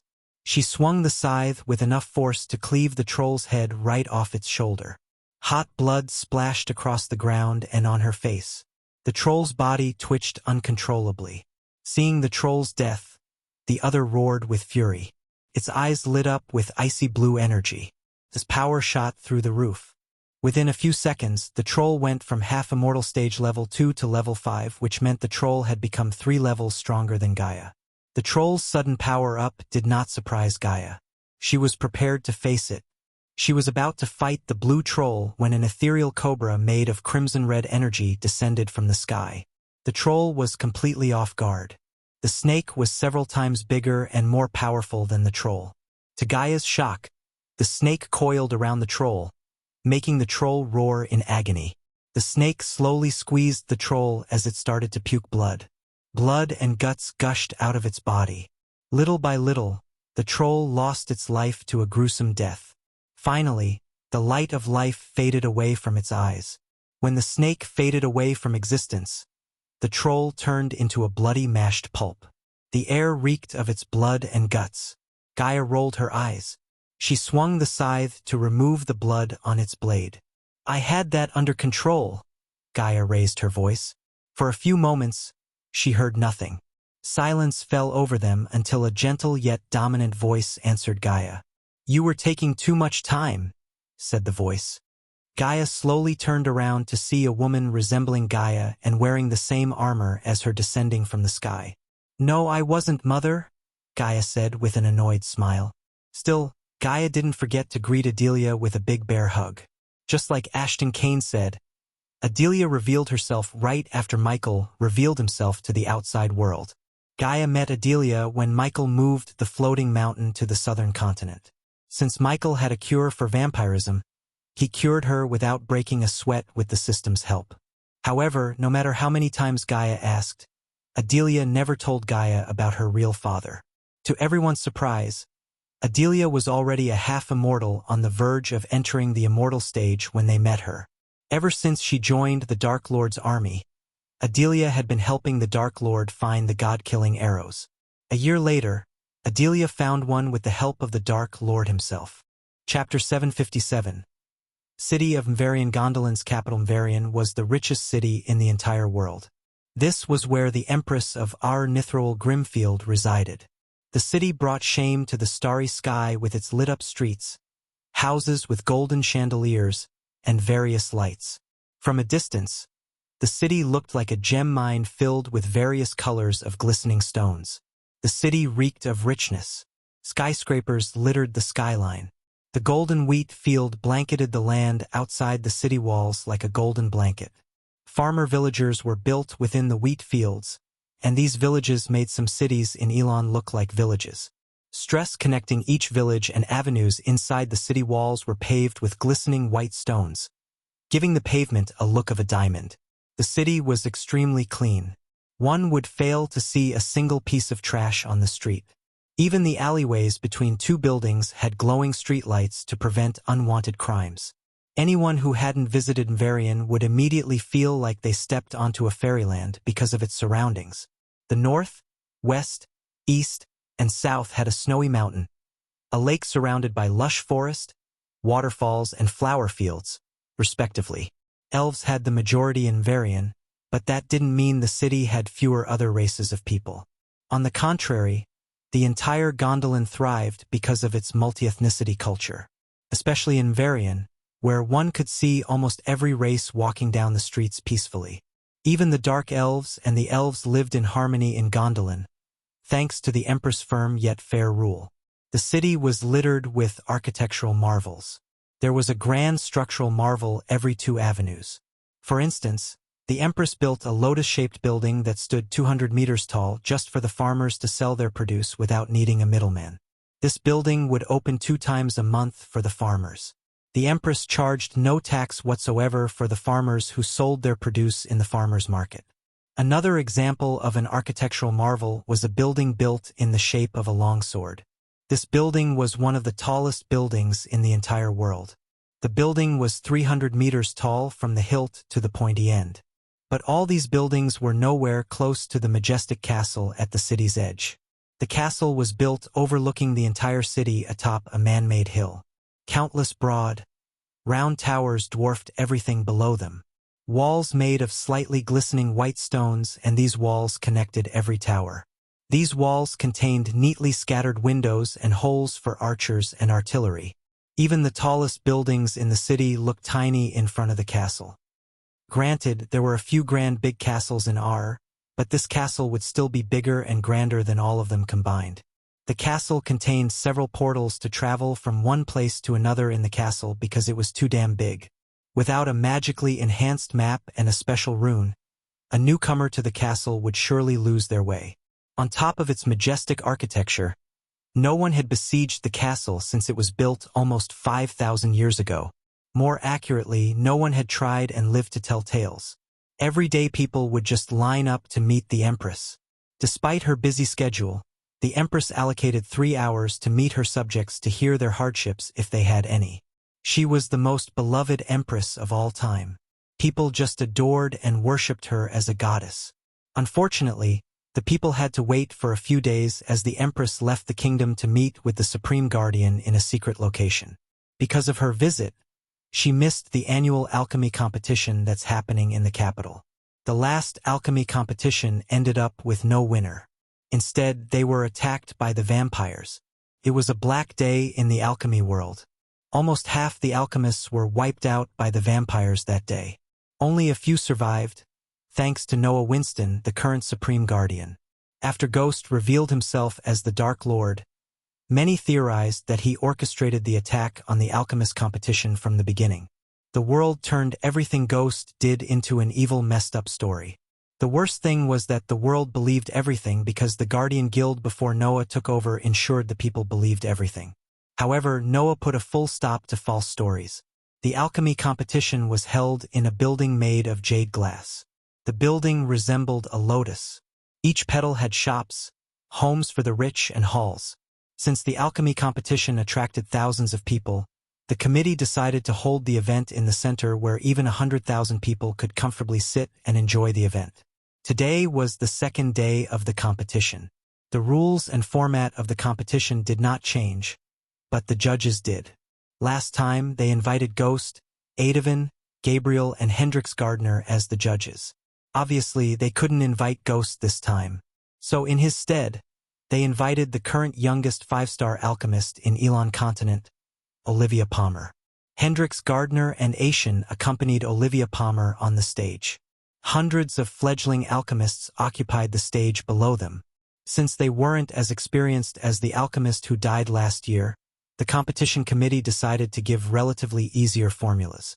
The front-runners of the competition were Leylon Icarus, Gabriel's disciple, Jennifer Voldegard, and Elmer Genrick, an elf from the prestigious Genrick family in Gondolin.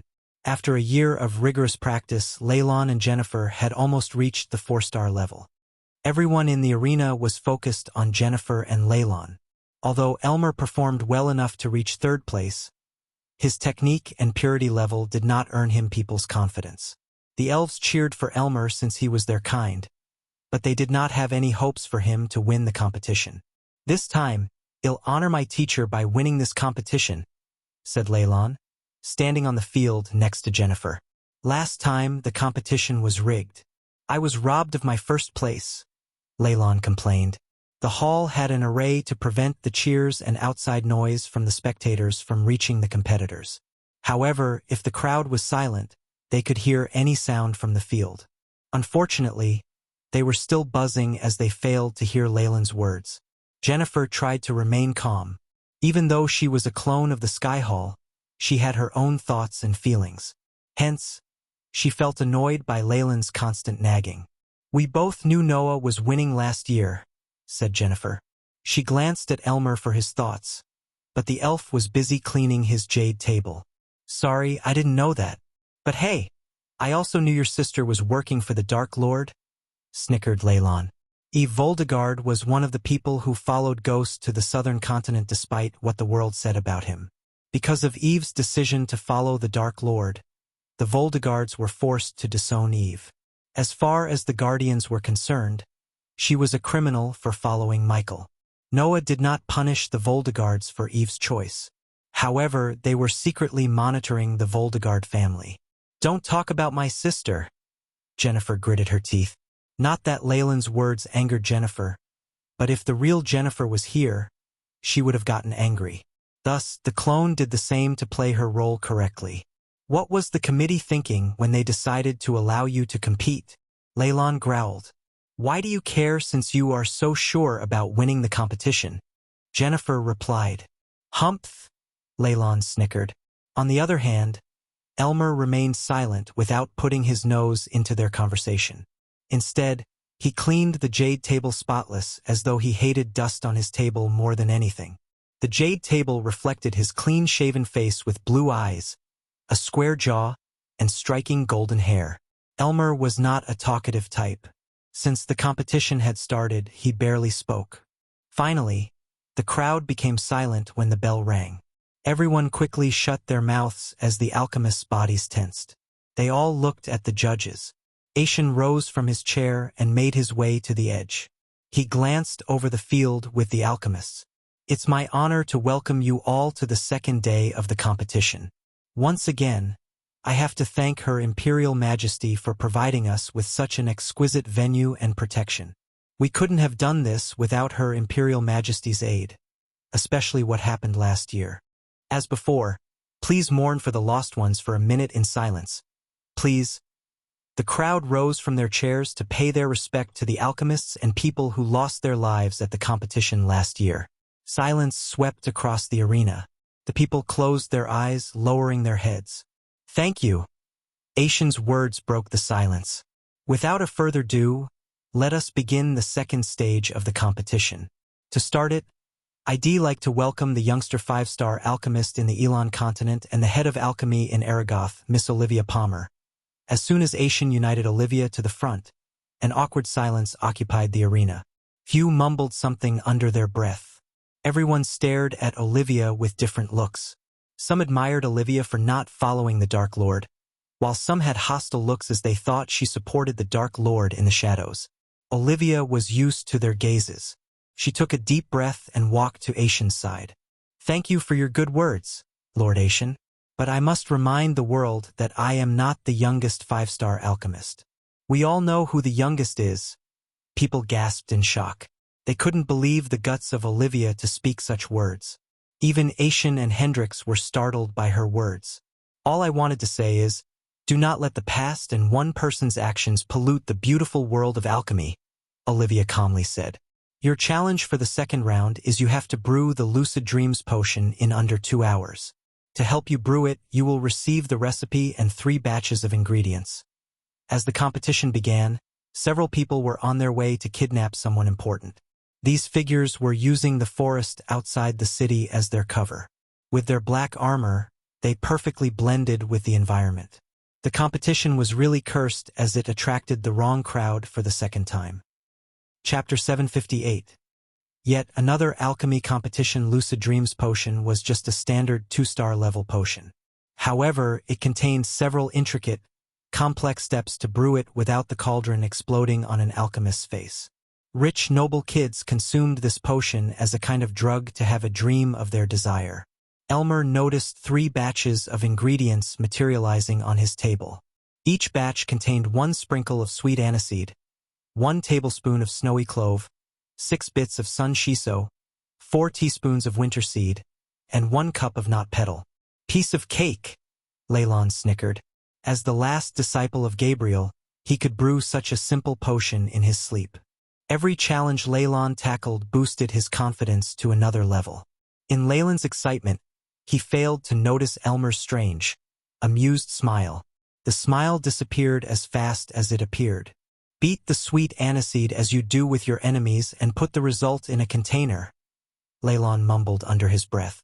He didn't even look at the recipe scroll. Add a sprinkle of liquid ice to turn it into messy water. Then add the snowy clove all at once and make sure you don't leave any remnants. Leylon continued to work his magic on the ingredients. Despite being a clone, Jennifer was extremely well-versed in alchemy. She was slower than Leylon but so much faster than Elmer. Fill the cauldron with unsalted seawater. Add the mixture and bring it to a boil. Freeze it and bring it to a simmer. Let it reduce by half before adding the sun shiso and winter seed. Mix both together first, then add all at once. While Leylon was brewing the potion, a tinge of sorrow rose in Olivia's heart. A year ago, she was beside Ghost, her teacher, and watched the competition. She still couldn't believe her teacher was the Dark Lord the entire world was afraid of. When she thought about Ghost, she had nothing but pleasant memories. Without him, she couldn't have reached her current state. Every day, she asked herself whether he really helped her or used her for his own benefit. Unlike Ricky, she couldn't drop everything and follow the Dark Lord to be a criminal wanted for the rest of her life. For some strange reason, she felt Ghost was watching her from somewhere in this arena. But she quickly dispelled the feelings as the arena was protected with all kinds of defense arrays and runes. It was impossible for the Dark Lord to step into the arena. Little did she know that the Dark Lord was in the arena and closer to her than she thought. "Are you all right, Miss Palmer? You look a bit worried," asked Hendrix Gardner. He was the 6-star alchemist who almost lost his life to the vampires. The reason he was sitting here alive was Michael. Unlike Gabriel, Michael did not want Hendrix dead. Nothing, Olivia shook her head. You remembered him, didn't you? Hendrix surprised Olivia with his question. No, Lord Hendrix. Why would you say that? Olivia creased her brows. Hendrix leaned closer to her. Friendly piece of advice. Every coin has two sides, Hendrix whispered to Olivia. For a moment, she almost doubted Hendrix to be one of the Dark Lord's minions. Even if he was, Olivia had no way of knowing. But this was the first time anyone had talked about the Dark Lord without fear in their eyes. In the meantime, Leylon completed half of the process. The wide grin on his face told everything. Reheat what by now is a foul liquid, mix in the knot petal, and let everything rest for 15 minutes. You could do something else in the meantime, like laughing at how pathetic the rest of them are. Leylon laughed at Jennifer and Elmer, who hadn't even finished refining the ingredients. 2 hours flew by in a blink of an eye. As expected, Leylon had the highest purity rate, followed by Jennifer and another new alchemist. Elmer placed 6th in the ranking. He barely avoided elimination by purity. After the results, the second day of the competition ended. The judges dismissed the alchemists. Most of them stayed in the building. Instead of staying in the room allocated to him, Elmer went outside. When she stepped out, he met a silver-haired elf surrounded by knights. The elf was at the soul refining stage and radiated an aura of a born leader. There he is. Took you long enough, Elmer. The elf greeted Elmer with a stoic face. Lord Hammond. Elmer bowed deeply, showing his respect. You still in the competition? Hammond tilted his head. He was an elder in the Genrick family and the man who brought Elmer to the family. Apparently, Elmer said. Brother Elmer. Suddenly, 2 elven kids jumped out of the carriage behind Hammond. They were twins. One was a silver-haired boy, and another was a golden-haired girl. They were just 7 years old who loved to play with almost anyone. Voron and Eva? Elmer was surprised by the kids. Usually, these two wouldn't leave the family compound for security reasons. The kids hugged each of Elmer's thighs as Hammond sighed. I have an important task for you, Elmer.